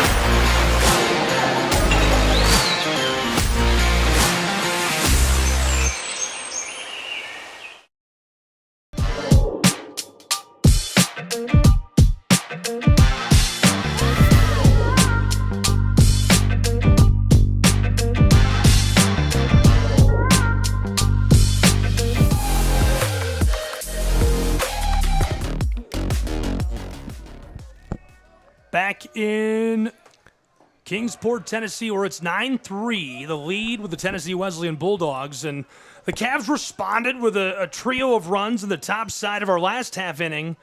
Then they're able to hold TWU scoreless for the first time in this game as they're starting to heat up. Gabriel Fry, Lorenzo Robinson here with now Jay Stansel, one of the commissioners of the AAC, joining us in the box for this one. Thank you for having me. Man, we're thrilled to have you here with us. You've been with the conference for a very long time. You've been AAC for your entire career, haven't you? No, not saying that. I was at Union for 22 years, and I became in 2010, I became the conference SID as well as the school SID for Union. Union joined the AAC, I think, in its second year after it officially became the AAC. So I've been a part of it from about since its birth. Wow, that's a long time. Yeah, I did. Yeah, 23. Probably we're closing in on the 30-year anniversary of it. And I think a lot of people wouldn't realize that kind of a conference is made up of ADs, right, and then your sports information people, and everybody kind of comes together and cooperates to lift up the best sports events, athletes, and promote them as a group. Rope to center field, 2-2, gonna squeeze him, one out on the side. Yeah, that's one of the things I love about this conference is we've got, while we have all these schools who compete against each other, when it comes to events like this or things for the conference, we come together for the greater good to provide our student athletes with an excellent experience. That's like this week where we've had the softball and the baseball tournaments going on. I was able to get 4 different SIDs from 4 different schools to come and assist, and that's not even counting Brendan from Milligan who helped you on the broadcast. So, I mean, and if you know, we all just came together and we all just pitched in the work to help put on the best events possible for our student athletes. No, it was really special. Brendan, first of all, I've had him work with us before and has done an excellent job. My man knows ball. Yeah, he's excellent. Oof. I mean, he's a former baseball player in college and at another NAI school out on the West Coast. I want to say it was Corbin. Is that That's right. Yes. Man, that's a good memory. I wouldn't have known that. I wouldn't have remembered if you hadn't said it first. Yeah, I was thinking Corbin, but he came from all the way over there from Oregon. He's originally, of course, from California, but because he's the only way I remember that because he's about the only A's fan I know. That's fun, A's fan, I know. Cavs advancing to scoring position and well in time. Slides safely into second with one away. But yeah, the conference, everybody works together for the greater good. I've been a part of other conferences, and it's just like everybody wants to fight and get one up on each other and everything. And while we all want to win and succeed, we want to advance as a conference and be great as a whole. And I mean, and you've seen over the years that our conference as a whole and our institutions have had great success. We've got several national championships over, especially the last decade, and a ton of individual champions. And the great thing about our league is that we celebrate each other, and we enjoy that. A great example of that is like last week we had our outdoor track and field event. I love that event, not just because I was a former track and field athlete, but because all those athletes cheer for each other. They're all, I mean, they're great friends and whatnot. Best event of the day was actually the last event. It was the 4x400, and of course it just happened to start raining the last hour of the meet, so they were trying to fly around, and it was awesome watching all the non-competitors cheer everybody on, and all around the track it was just great. That's awesome. We talked to Coach Donnie from over at TWU. We caught up with Coach Crawford just moments ago, and throughout the years, getting to know some of the ADs from around the league. I can't tell you how impressed I was as a coach with John Burton, and now he's at Reinhardt. So many strong personalities that bring so much to the table for young people. I mean, it has to be wild to watch. And you do it yourself, actually. You deserve some credit for that. You brought Frank Osborne to us. And Frank has learned so much over the last couple months about broadcasting working with us. And that's because of you trying to mentor students still. Oh, yeah. I mean, that's one of the things I personally like to do is give people opportunities. That's like, one of my former assistants, he's now the head external person at ETSU, just down the road. And that's where we found the scorekeeper for that's done right now. Yeah. Anyway, what like people all the time thank me or whatever for everything I've done to help them in the career. And the only real thing I've done is give them an opportunity and allow them to grow. And that's what I like to do. And Frank, I met him when doing football stats at Union, and he ended up doing the broadcasting for it. And that was the first time he had ever called American football, because he's from England and his football is what we call soccer, and he did a fabulous job calling American football for the first time. I was very impressed. I knew he's going to go for it, and he's really excelled, especially doing all those clipping the highlights and everything. And man, he crushed that. He knocked that out of the park. Big shout out to him on all the highlights. I'm surprised. On the social. Surprised Instagram hasn't shut your account down for spamming everybody. Yeah, he did a great job of that. Loved his interviews at basketball. Really great. Oh yeah, he presence. did. Yeah, he did great. Came to our basketball tournament and then interviewed the star of the game after each game. He just crushed it. He did. I don't know. He made both of our jobs easier. Yeah, and he's a good midfielder at your alma mater. No, or not at your alma mater. Oh, well, technically yes, because I got my master's from there. Okay, so. all right. I got it. I knew I could do it. I mean, when you work at a place and you get free tuition, you might as well take advantage of it. You have to. You have to. Yeah. So, but yeah, that's one of my alma maters. My other one's Carson Newman. So. Oh, an Eagle. Yes. I didn't know that. Yeah, they were when I went there. They were the dominant program in NAI football, and then they made the jump to D2. Fouled off over the top. Look out up on the concourse. 2-1, 2 away on this side. Still scoreless in this half inning as the Cavs are trying to battle back. And I'll tell you, those 3 runs have made this a lot more interesting. One thing I asked both athletic directors today, and one thing I wish I could ask all of them, really. It'd be a great piece of video for us to talk about the conference. But Choppered and controlled at shortstop for the second out of the side. They'll send us overhauled to the third out of the side. They'll flip over the side and retire us, as that is going to take us to the bottom half of the inning.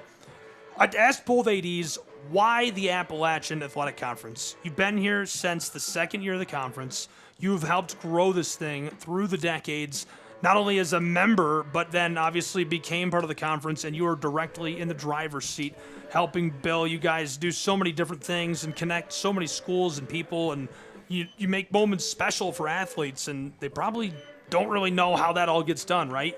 What has been some of your favorite parts or moments through your career with the AAC? Well, like anybody in part of athletics, I really love seeing others succeed. We've got some outstanding athletes in our conference, and to be honest, we're NAI. The vast majority, this will be the end of their for the athletic career, and I want to. I've always kind of lived in sports information wise, make the big time where you're at.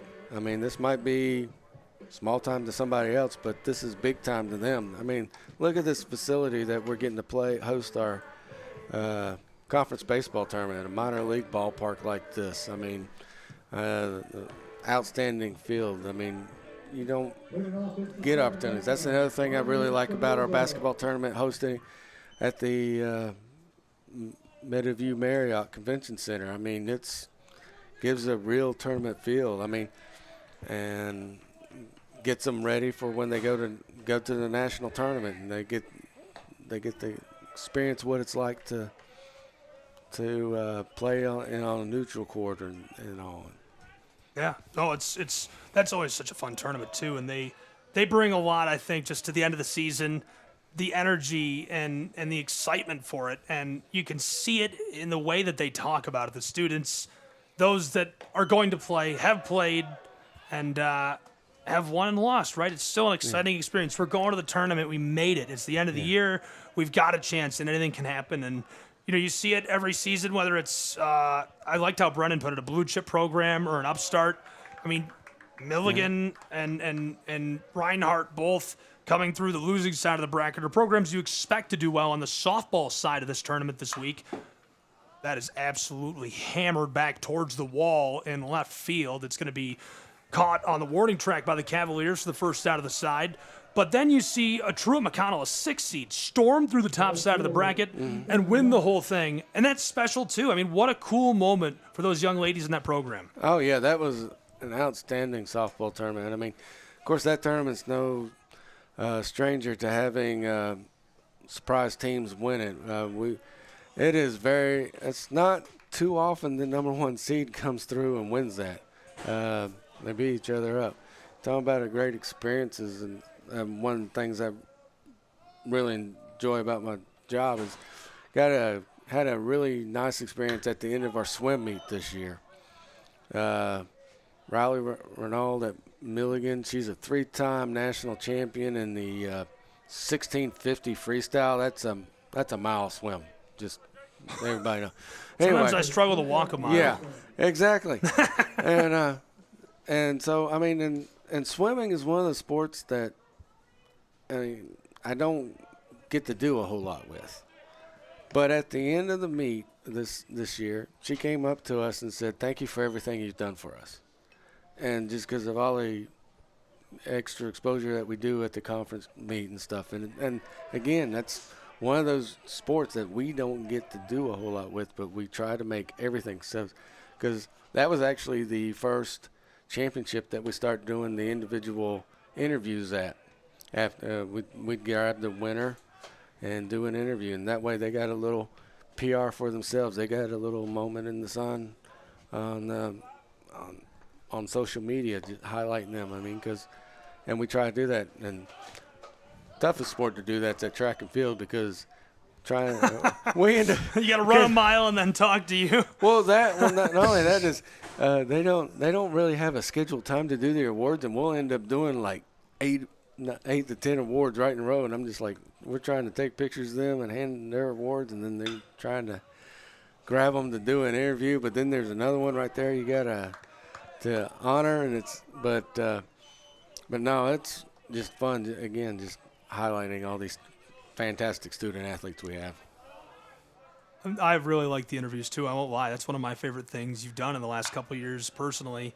It's cool to see them in the moment, and you're kind of right there on the floor, and you can get coached, and they're kind of ready for you, and you get them, and just right there in the moment, in the thrill of it, you get the reaction. You see the happiness on their face and the joy of victory, and the answers you get are incredible, and the way they range in all positive values, but different values and thoughts on the sport and thoughts on winning and so on and so forth. Really, really cool stuff to see every time. I always enjoy it. Yeah, and it was nice today that somehow I avoided getting the water cooler on me when they doused the Dylan Reckenberg from Truett McConnell. I was just like, oh no, please don't get my equipment. Please don't get my equipment. Yeah, that was the only thing we missed from the celebration ceremony at the end. We carried the awards, but we missed him getting doused by a couple of seconds there, and love to see it, but such a fun end of that. And real quick before we let you go, what are you most excited for in the future of the Appalachian Athletic Conference? What does the future look like in your mind, or is there anything coming that you could maybe tease for us without giving anything away? I don't know, but see, I'm really, if things go right, I'm looking forward to our football conference growing some. Okay. I've heard that under the table. Okay. Low key. But Low key. It's under the radar. Don't tell anyone. It's big. My friends at home. But, Like, we can't. I mean, That's on the low. But I don't know. We just looking for that. I mean, to really strengthen that, I'm looking forward to. We got 2 new men's volleyball teams coming into the league with Johnson and Spartanburg Methodist, and I know Spartanburg has been big in recruiting. They've got a. I don't obviously know how good these recruits are, but they've got a strong, good, big class coming in, and Johnson's looking to go ahead and compete first year on and next year, and of course Johnson's adding swimming, which we really like to have because we've had a few schools drop the program, and I just would like to have more competitors in the sport and stuff. But I'm really excited about to see the growth in those sports. Yeah, no, I've heard that as well, and excited for it, and can't thank you enough for coming and spending time with us and everything that you do for these schools, for the conference, and for the opportunity for us to be here with you. All right, well, good to be here. And thank you. Glad you work with us. Jay Stansel, very much appreciated. He is a commissioner of the Appalachian Athletic Conference. Visit their website, aacsports.com, to learn more about the conference, members, and so much more. And man, the amount of exposure Jay gives to kids.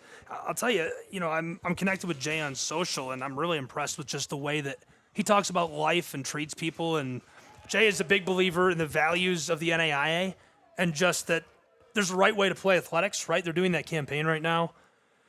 And I think that's more of a hot topic. It's almost a sensitive topic than ever before. I mean, I'm not saying that, you shouldn't pay kids or whatever, right, in the NCAA, but there's something that college athletics looks like that we love, that we grew up with, you and I, and that he grew up with, that at a lot of levels is going away.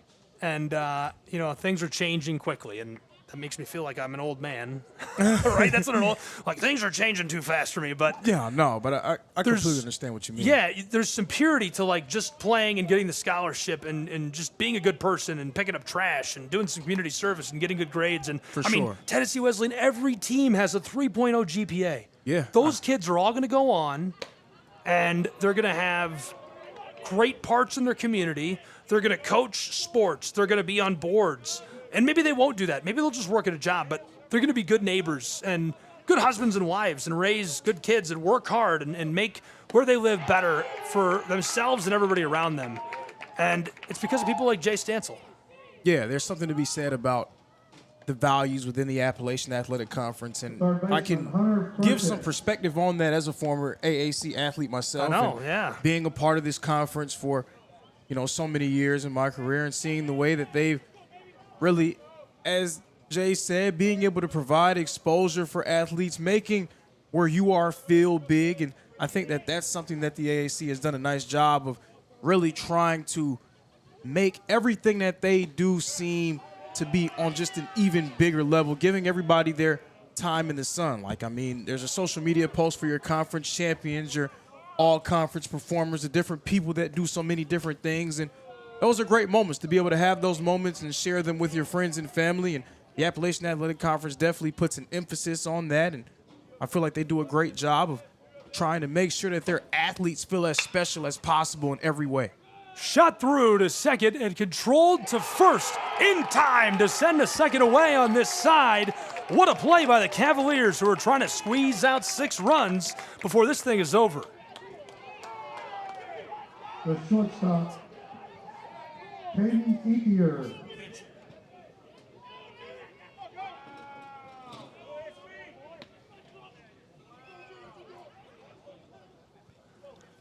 One thing I didn't know is I didn't know that the Champions of Character Award was named after Colonel that's Sullivan. so cool, yeah. And that was significant for me because I was blessed enough to win that award twice. Well deserved. I never knew that was named after him. So I guess that gives a little bit more meaning for that for me. Yeah, it's just in Bill Pop himself, can't say enough about him. I mean, we talked about John, and think about in your life what those ADs and what those programs have done for you, and behind the scenes what that looks like. It looks like a Bill Pop and a Jay Stansel, making it all happen between schools and being the guys who kind of broker and delegate everything for the kids. And then they come together and put the tournaments and the games together, and they make sure that everything's going to smooth over. They partner with places like Visit Kingsport to get it all done and bring everyone together in one place, and it creates this magical moment. And there's so much to be said about a tournament like this. Obviously, there's the brutal reality of you're a senior and you go down swinging, and it could be the last time you go down swinging, right? I know what you did there. Yeah, I mean, it is a brutal reality, but it adds some magic to it, and there's something fun about it, and it makes the moment more special. Yeah, and I have a great Coach Pop story, and I don't even think he remembers this. He may not. But I was a freshman, bright-eyed, bushy-tailed at Reinhardt University in 2019, and I ran into Coach Pop. It was during June. I was on campus to get my pre-camp physical, and I ran into him. I didn't know who he was, and one of our athletic trainers, Kellen Shervington, who actually recently made his way back to Reinhardt University over the past few years, he showed me around a little bit, showed me around the gym, and he said, here's our AD, and it was Coach Pop. I said, Coach, how you doing? And he said, Lorenzo, how are you doing? Like, it was just so significant to me that the AD knew who I was, and it was my probably third time ever being on campus. That just lets you know everything about the type of person that he is, because he didn't have to know my name. He didn't have to introduce himself to me, right? Yeah. But that's just the kind of man he is, and that really stuck with me. So that's why he'll always have a fan in me. He probably has no recollection of this story. He may have seen my name in a chart somewhere and then quickly just was reminded, but it meant a lot to me to be able to have the athletic director introduce himself to me and know my name coming on campus. And I mean, if that doesn't tell you what it means to be a part of the AAC family, I don't know what does. Man, I went to undergrad at a small liberal arts school, very similar to the schools in this conference, and finished with an MA at an NAI school, Spring Arbor University. And in undergrad, the AD there was absolutely transformative to my life. I wasn't able to play football. I had a busted leg and had to quit before I could even really get started. Went through camp, basically quit at the end of camp, so that was great. All the running and working out and crazy stuff you have to do in camp to qualify, and just couldn't make it into the regular season. So I had gone to school with a goal of broadcasting, and they put me right in the press box. And the way that he treated me, there were so many times that I messed up, and he should have said, you know what, this is too big of a show for you. This is on a couple of AM, FM stations. You're too young. You're too crazy. But he was patient, and he mentored me and stood by me and defended me and coached me. And he calls me now, and he says, I see you're doing pro soccer and doing this and doing this Division I tournament and yada, yada, yada. And never would have been here without guys just like Bill Pop, Jay Stansel. And so that's why I guess I value them so much, because I know. And then I see them making that difference for guys like you and guys like Frank Osborne. And that means a lot to me, because I know what that feels like. For sure. And I mean, I could go on and on about the amount of people who I've had that have looked out for me and really given me an opportunity to grow within this conference and giving me chances to continue to progress in what I'm trying to do. I mean, you go from Bill Pop and then Jeff Portier, who ended up taking over for him afterwards, and Coach James Miller, the Reinhardt football coach, being able to be somebody that I've had help me advance. And then you turn to David Finney, the SID he's for an Reinhardt awesome, University. I love David Finney. David Finney being able to even give me a chance to start. I mean, my first broadcast on campus happened because it was something that he set up on production truck on baseball, and Coach Jonathan Burton, who's now the athletic director at Reinhardt, giving me a chance to call baseball games, and I'm calling games for the first time. And I mean, they probably sound terrible, right? We'll go back and listen to those. It's like, wow, who's that? Like, that's awful.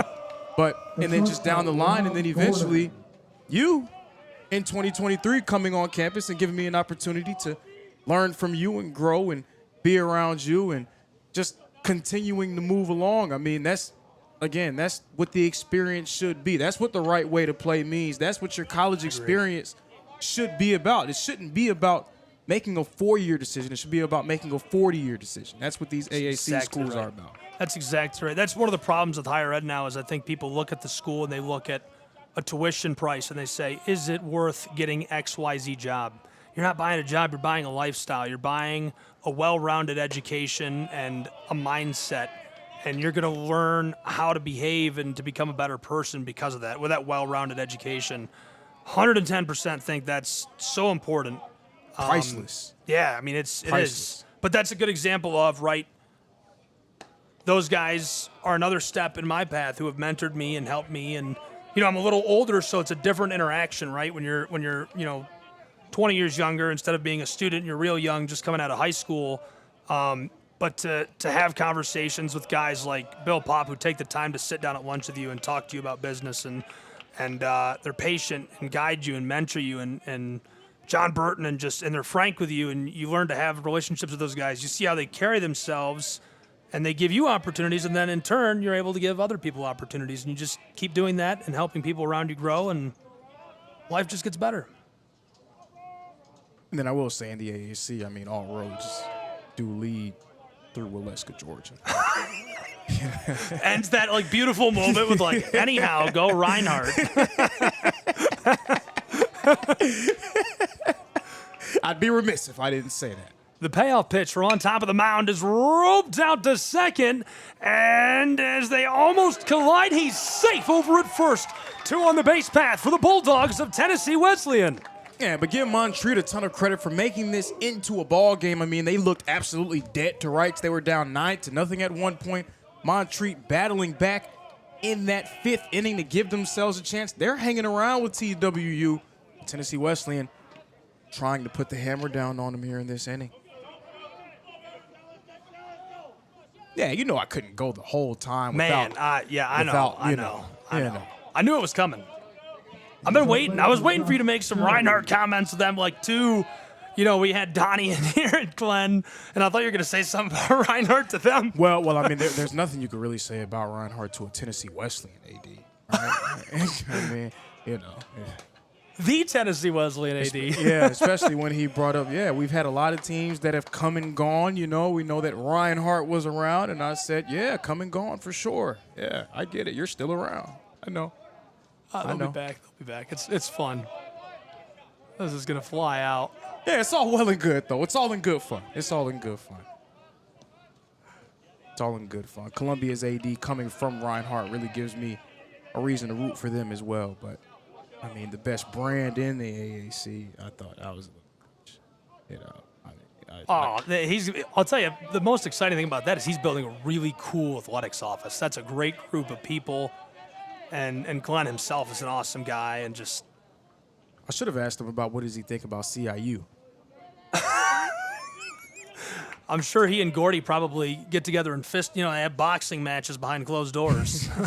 Gordy Frierson, of course, the AD over at Columbia International University. And Glenn Crawford, who was with us earlier, if you weren't with us, the athletic director at crosstown rival, the Koalas of Columbia College, and a program on the rise. Yeah, no, I mean, it's all in good fun. I've had... Oh, my goodness. A moonshot right to the one spot they can't get to it. One hops off the wall. Dogs down the line coming home. Call that a score. They are running it up in Kingsport, Tennessee as they add a couple more runs. They take it from 9-3 to 11-3 as they extend their advantage over the Montreat Cavaliers by a pair of runs. Yeah, I've had some of my best friends go to Tennessee Wesleyan. I've actually had a cousin play baseball at CIU. So I'm, all the way through with AAC. I mean, that's, good friends that have gone to Truett McConnell as well. So it's all just coursing through my veins, man. I need to get more gear. That's what I need to ask them. Can I get some more AAC gear? I'm telling you, I'm trying to catch a Koalas t-shirt. We haven't taken a break for a while, so we got to pay the light bill, and we'll be back with more action from Kingsport, Tennessee in just a moment.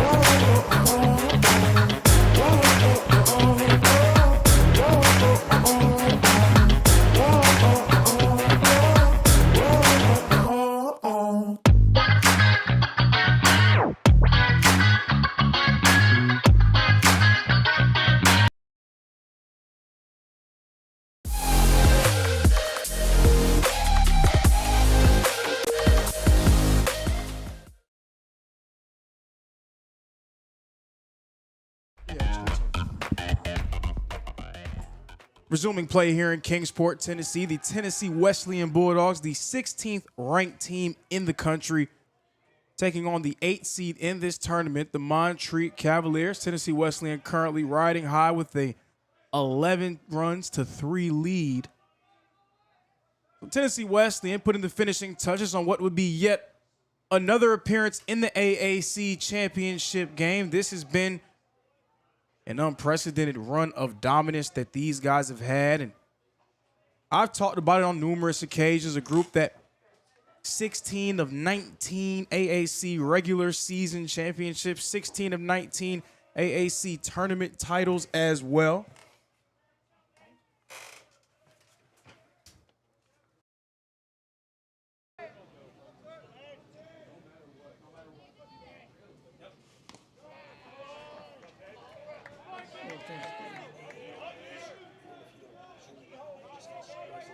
So if Tennessee Wesleyan is able to find a way and finish off this game with a victory, then they will play in the championship game against Bryan College. That game to take place at 2 p.m. tomorrow. Bryan College punched their ticket to the championship game by way of their upset victory over Milligan. It was the second time here in Kingsport that they were able to defeat the Buffs. Of course, they beat Milligan 2-1 2 days ago, followed that up with a 7-4 victory today. And what a story Bryan has been to be able to work and get themselves all the way into what would be a winner-take-all championship situation. That's actually crazy. I'm excited about it. I mean, it'll be a lot of fun because Bryan, as much respect as we had for them, they would not have been, I mean, let's face it, anyone's first choice to be in that situation. So you got to give a lot of credit to their team and the way that they came together to be able to force their way into the championship.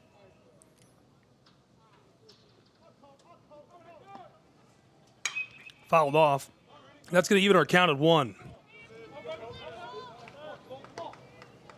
Now, Bryan, a lot like a lot of other teams in this conference, they haven't had the greatest bit of history against Tennessee Wesleyan, so to speak. But over the past 2 seasons, they have beaten the Bulldogs 3 times.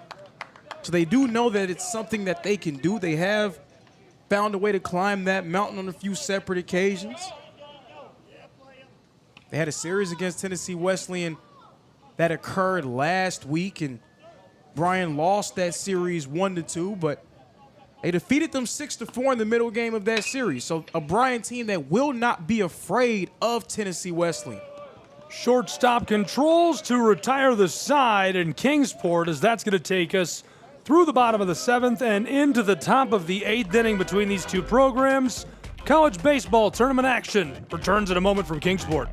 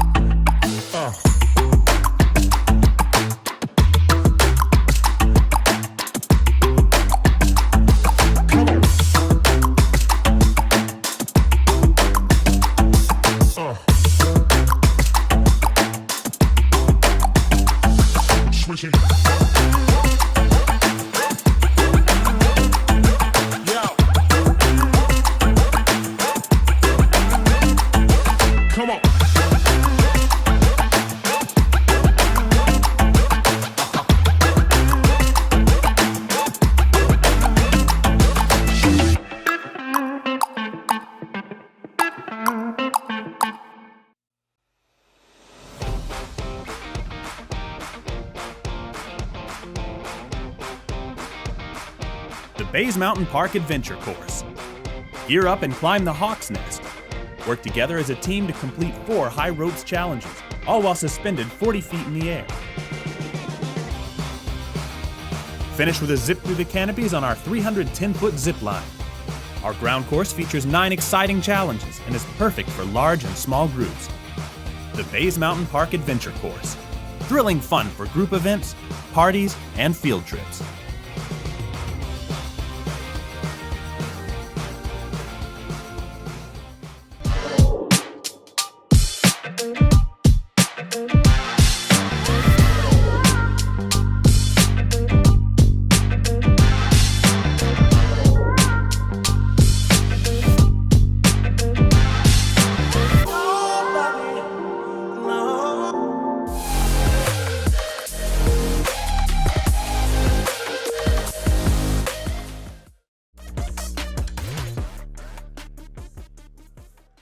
11-3 in Kingsport.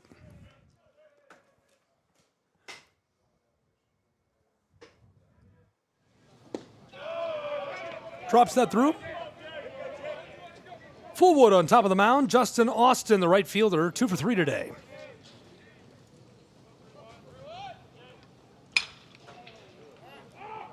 Bangs that deep left, and the Dogs send him back to the dugout. One away on this side.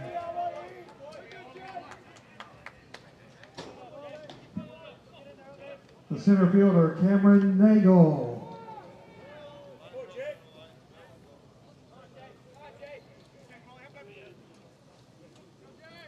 Cam Nagel is over 3 in today's game. Certainly do.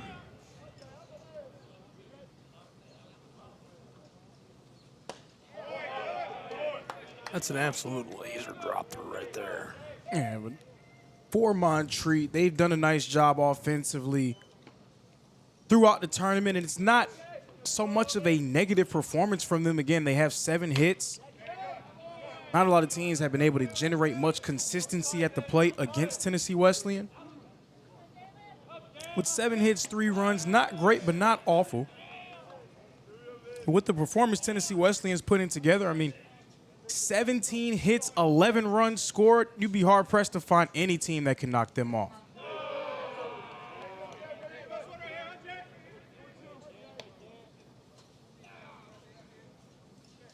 Even though Tennessee Wesleyan, they'll probably be a 2 seed in the national tournament. They know how to win at this phase of the season. Big cut. He goes down swinging.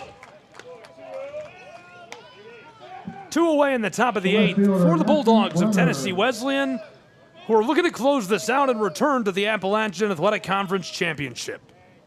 There was a great quote from LeBron James where he said, LeBron James has been a massive topic of conversation this week with you. Yeah, well, I mean, that's a massive topic of conversation for me pretty much whenever you're around me. But, I mean, whenever someone's around me enough, it'll come up, you know.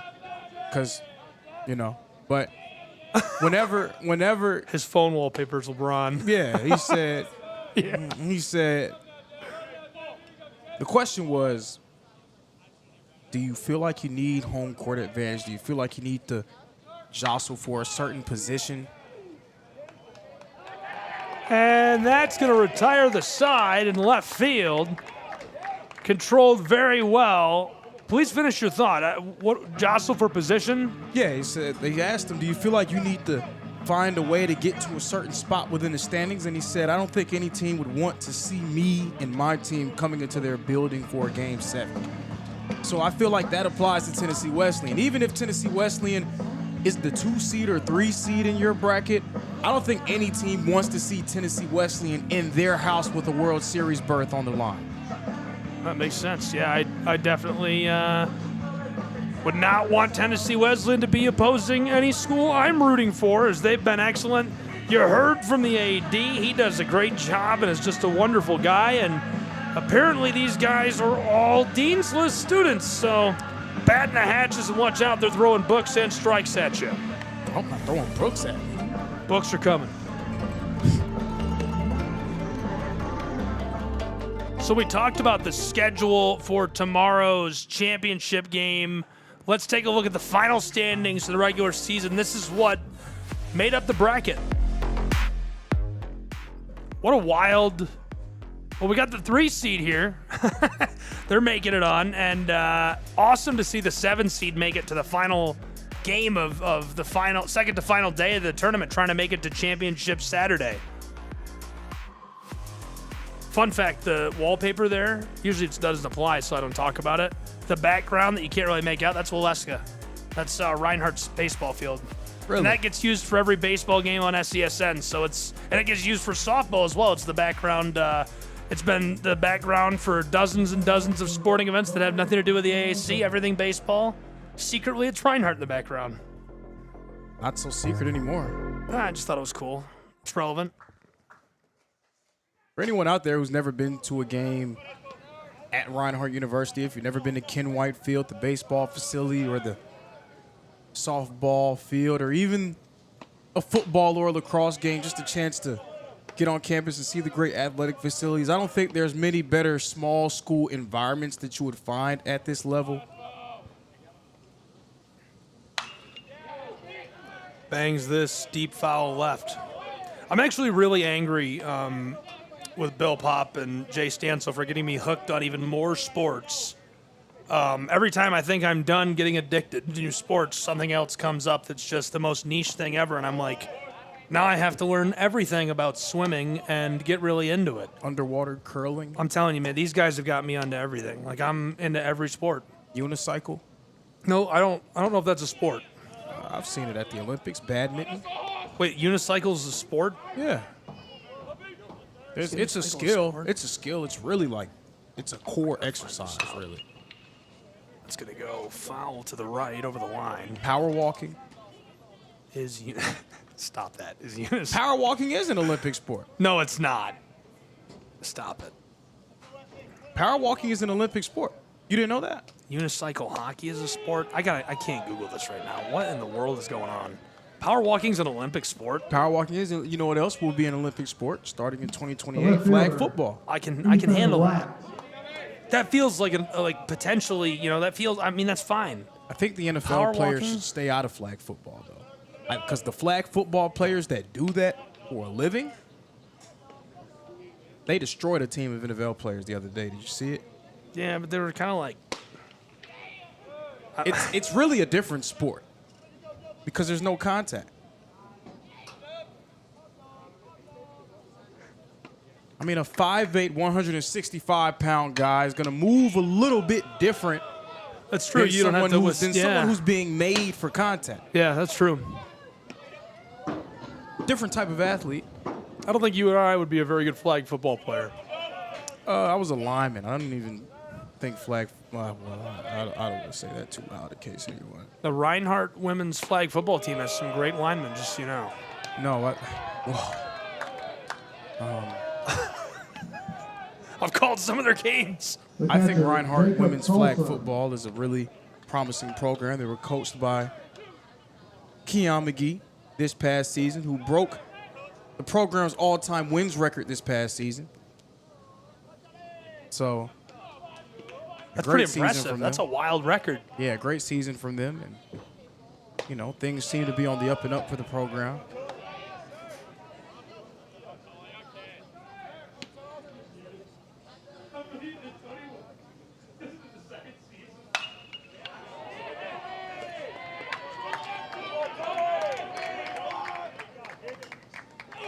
Making the play, 2 away.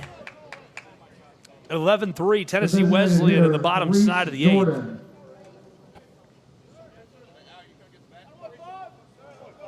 I was going to ask the AD for Tennessee Wesleyan if they were going to think about bringing up football at some point. I'm surprised they haven't, to be honest with you. I'd be curious to see how that goes. What?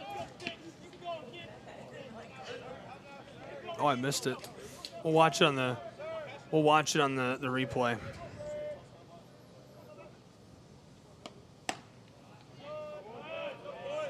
He almost caught it. Our production staff here, Stephanie Sadahaas, is in charge of production for our tournament coverage of baseball, and got a kick out of the thrown bat. Almost got him. Get him next time. Man, I spent some time on my soapbox yesterday. Maybe this is a more appropriate time to do it than the end of the championship game. But super, super proud of all the work. This is going to pinball off the dugout. See you later. We'll spin move off the tag to retire the side for the Cavaliers as we are headed to the 9th inning. I guess that's a sign not to do it. We'll see you in the next half inning with more college baseball on SCSN.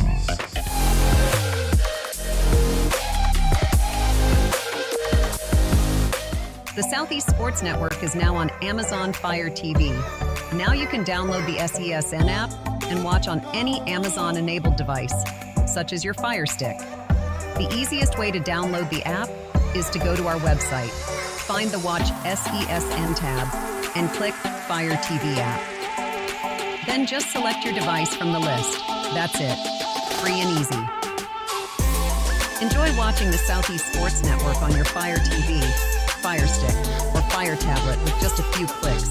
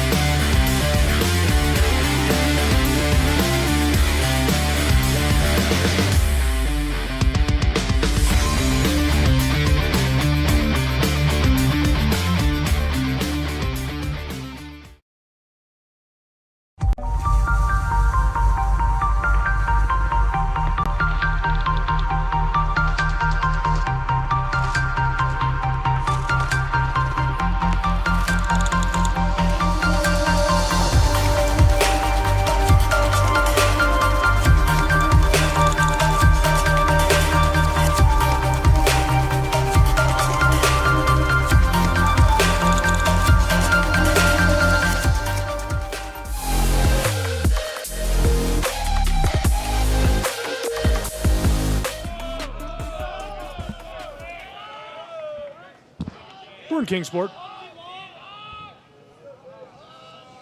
It's the late night window. We're in the, this is actually the 9th inning.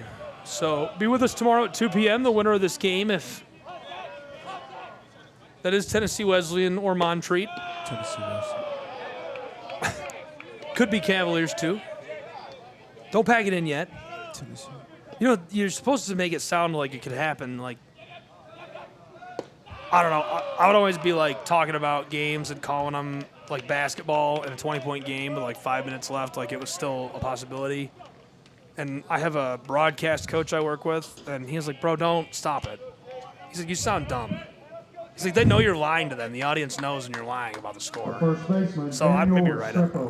I mean, it would be a miracle. I'm in anything can happen. I know, but it would be a miracle. I'm an anything can happen kind of guy. Now, I have been wrong before. You know, I'm wrong now. I'm wrong all the time. I've said before, I'm not a predictor or I'm purveyor. wrong for a living. I'm not a predictor, purveyor, prognosticator. That's not who I am. I'm not being paid to tell you what the weather will be tomorrow. I told you it would rain 2 days ago, and it was pretty sunny for most of the day. So I'm not here to predict anything, but the way it looks right now, I still believe that Montreat has to be a team that maybe can potentially get some consideration, but in terms of a national tournament appearance, but I feel like they really needed to win this one. Not only to get to that 35 win threshold, that imaginary line that I created, but also just to have another quality win on their resume. That would have been another ranked win this week. I think without this win, it'll be an uphill battle to get selected. Still plenty for this team to be proud about. To win 34 games in this conference with the schedule that they had, and then to have the run that they have plenty to be proud of.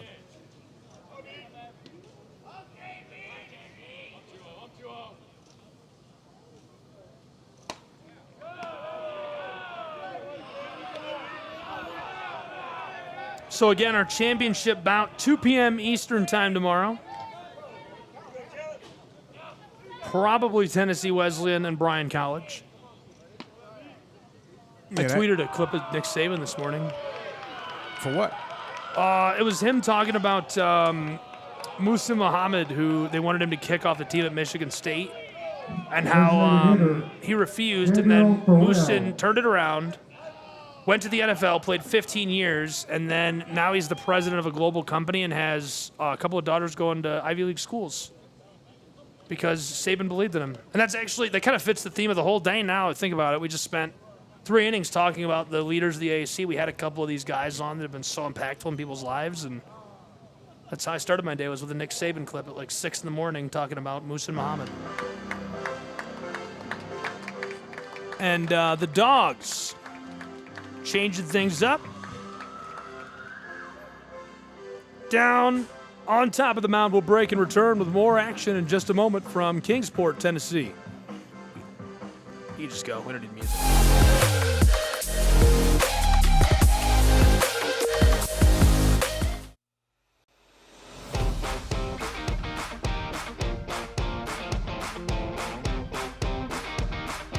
the Bays Mountain Park Adventure Course. Gear up and climb the Hawk's Nest. Work together as a team to complete 4 high ropes challenges, all while suspended 40 feet in the air. Finish with a zip through the canopies on our 310-foot zip line. Our ground course features 9 exciting challenges and is perfect for large and small groups. The Bays Mountain Park Adventure Course. Thrilling fun for group events, parties, and field trips.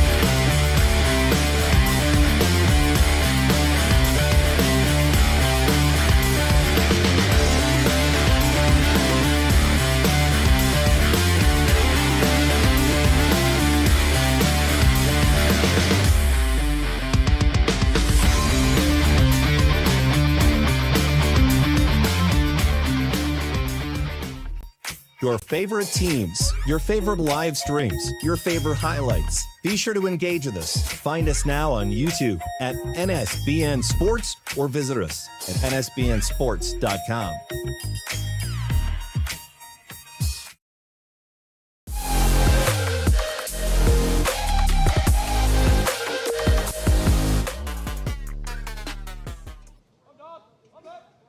Baseball.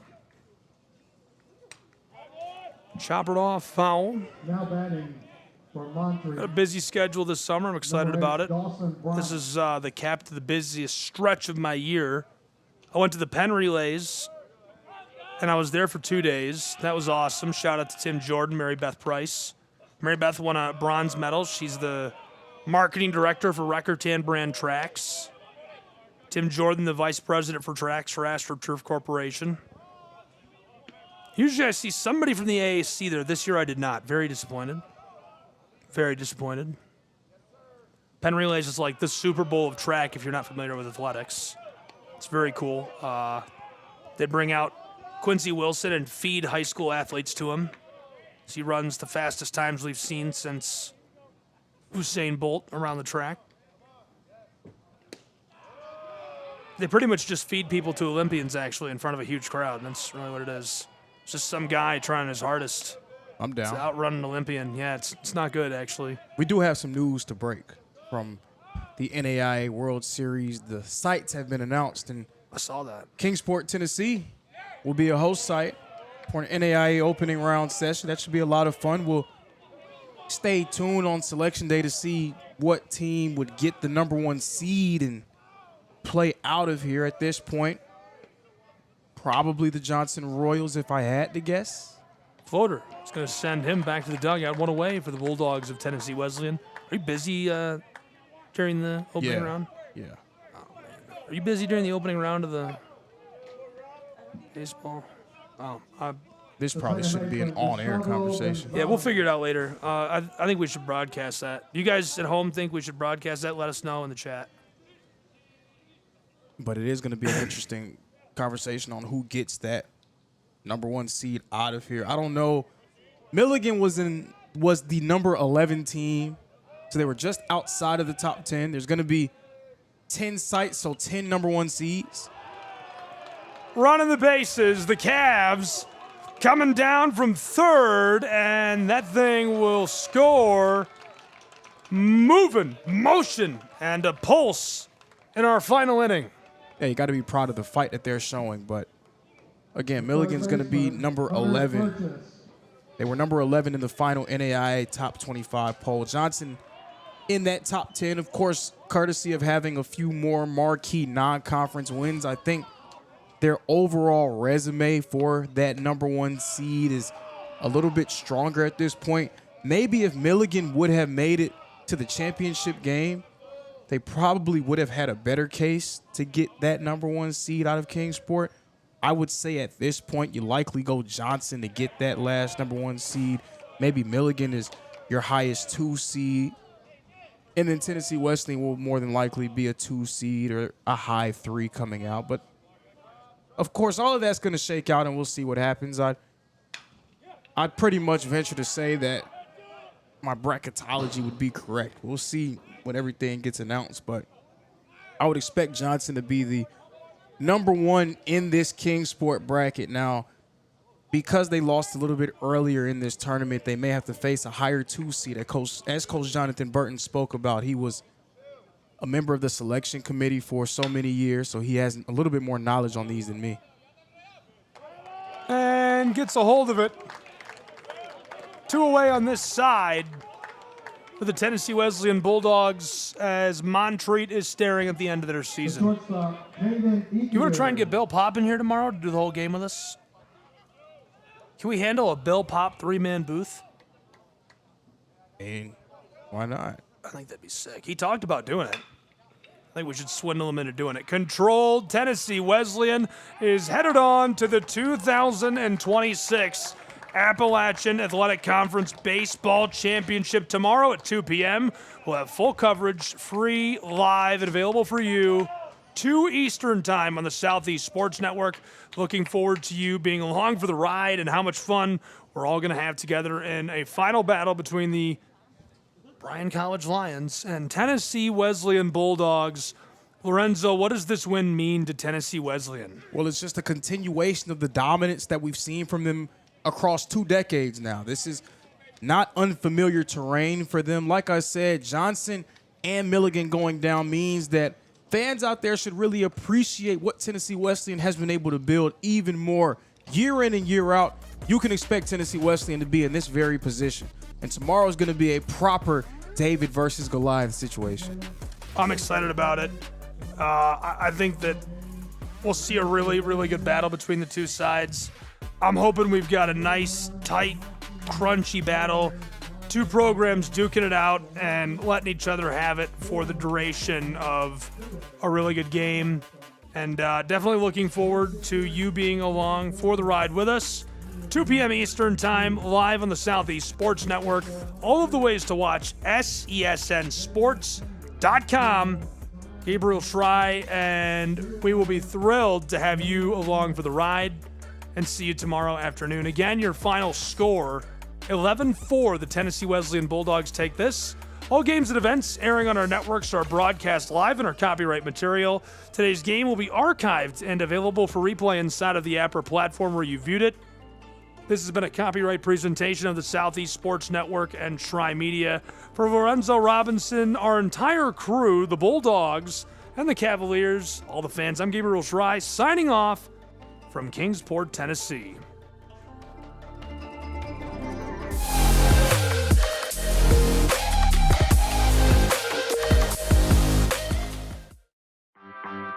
My West Hollywood story is exploring the iconic boulevards, endless shopping, and beautiful galleries.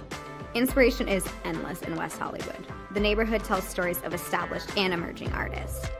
You will find fashion and styles from all over the world here. A California sunset is the perfect way to end our day. We will take VIP tickets to this show every night. Our vacation is just getting started. This is our West Hollywood story. Come and find yours.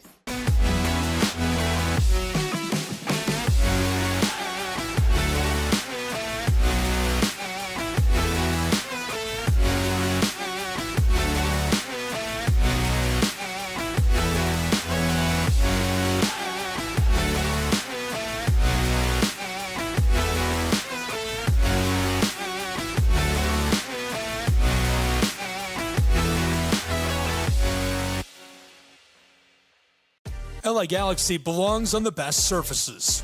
Whether you're the best player or the best fan, every goal, every tackle, every last-second battle, it all requires precision, performance, and passion. The LA Galaxy trust AstroTurf to provide the best surfaces, because champions deserve the best. AstroTurf, the official synthetic turf and hybrid field building partner of the LA Galaxy.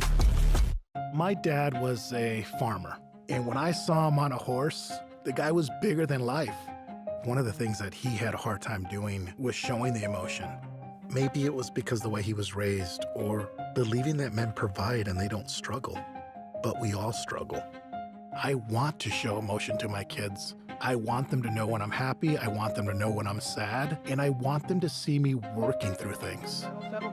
The biggest reward I get from being a dad is watching my kids accomplish a goal, watching them light up. Nothing brings a bigger smile to my face. So I make my kids a priority. Whether it's hitting a baseball, a dance rehearsal, you name it, I'm there. They're gonna remember that they grew up loved. Be brave. Be there every day. And allow your kids to know that it's okay to struggle. That even dad doesn't know the answer sometimes, but we're gonna figure it out together. Firearms are the #1 cause of death among kids, but we know that healthcare workers can make a huge difference. This is why prevention is absolutely critical. It starts with listening to the community, leaning in on those conversations to better inform what is the approach that you want to take. You are the champions for change. You can be the catalyst for integrating firearm injury prevention strategies into your practice and really benefiting your community. Let's agree to agree that we all have a role to play in ending this crisis. In Major League Baseball, you could dream with no limits. You could become your hero. Oh, he's done it again. Steal the show. Or even start a new club. The 40-70 season. You could meet the moment and exceed the hype. You can write a new chapter of history and let your city dream again. This season, anything can happen. Everyone has a ritual, that small thing that keeps us focused. A habit we never skip to clear our minds and elevate our performance. But what do you do to keep your head in the game, to drown out the self-doubt and to support your mental health? Because being your best isn't just about taking care of your body. It's about taking care of your mind and mental health. Discover the resources you need to keep your mind focused and your mental health a priority.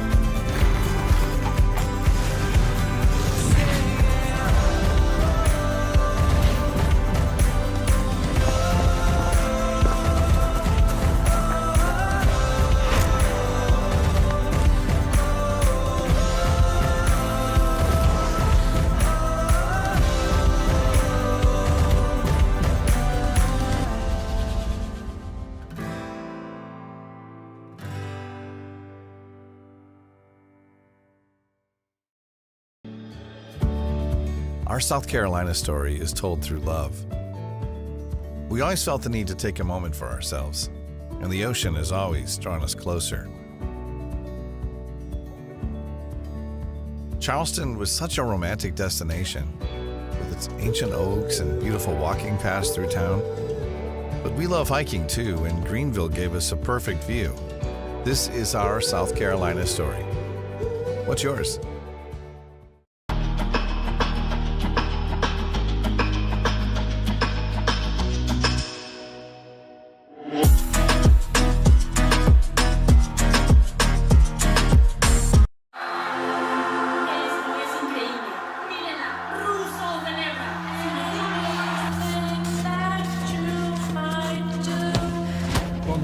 Brilliant again. She just...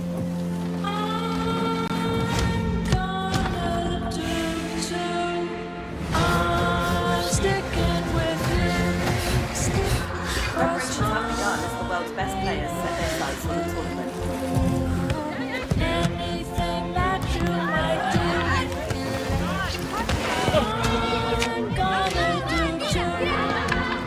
Well, the atmosphere is building here in the stadium. The kickoff is coming up very shortly.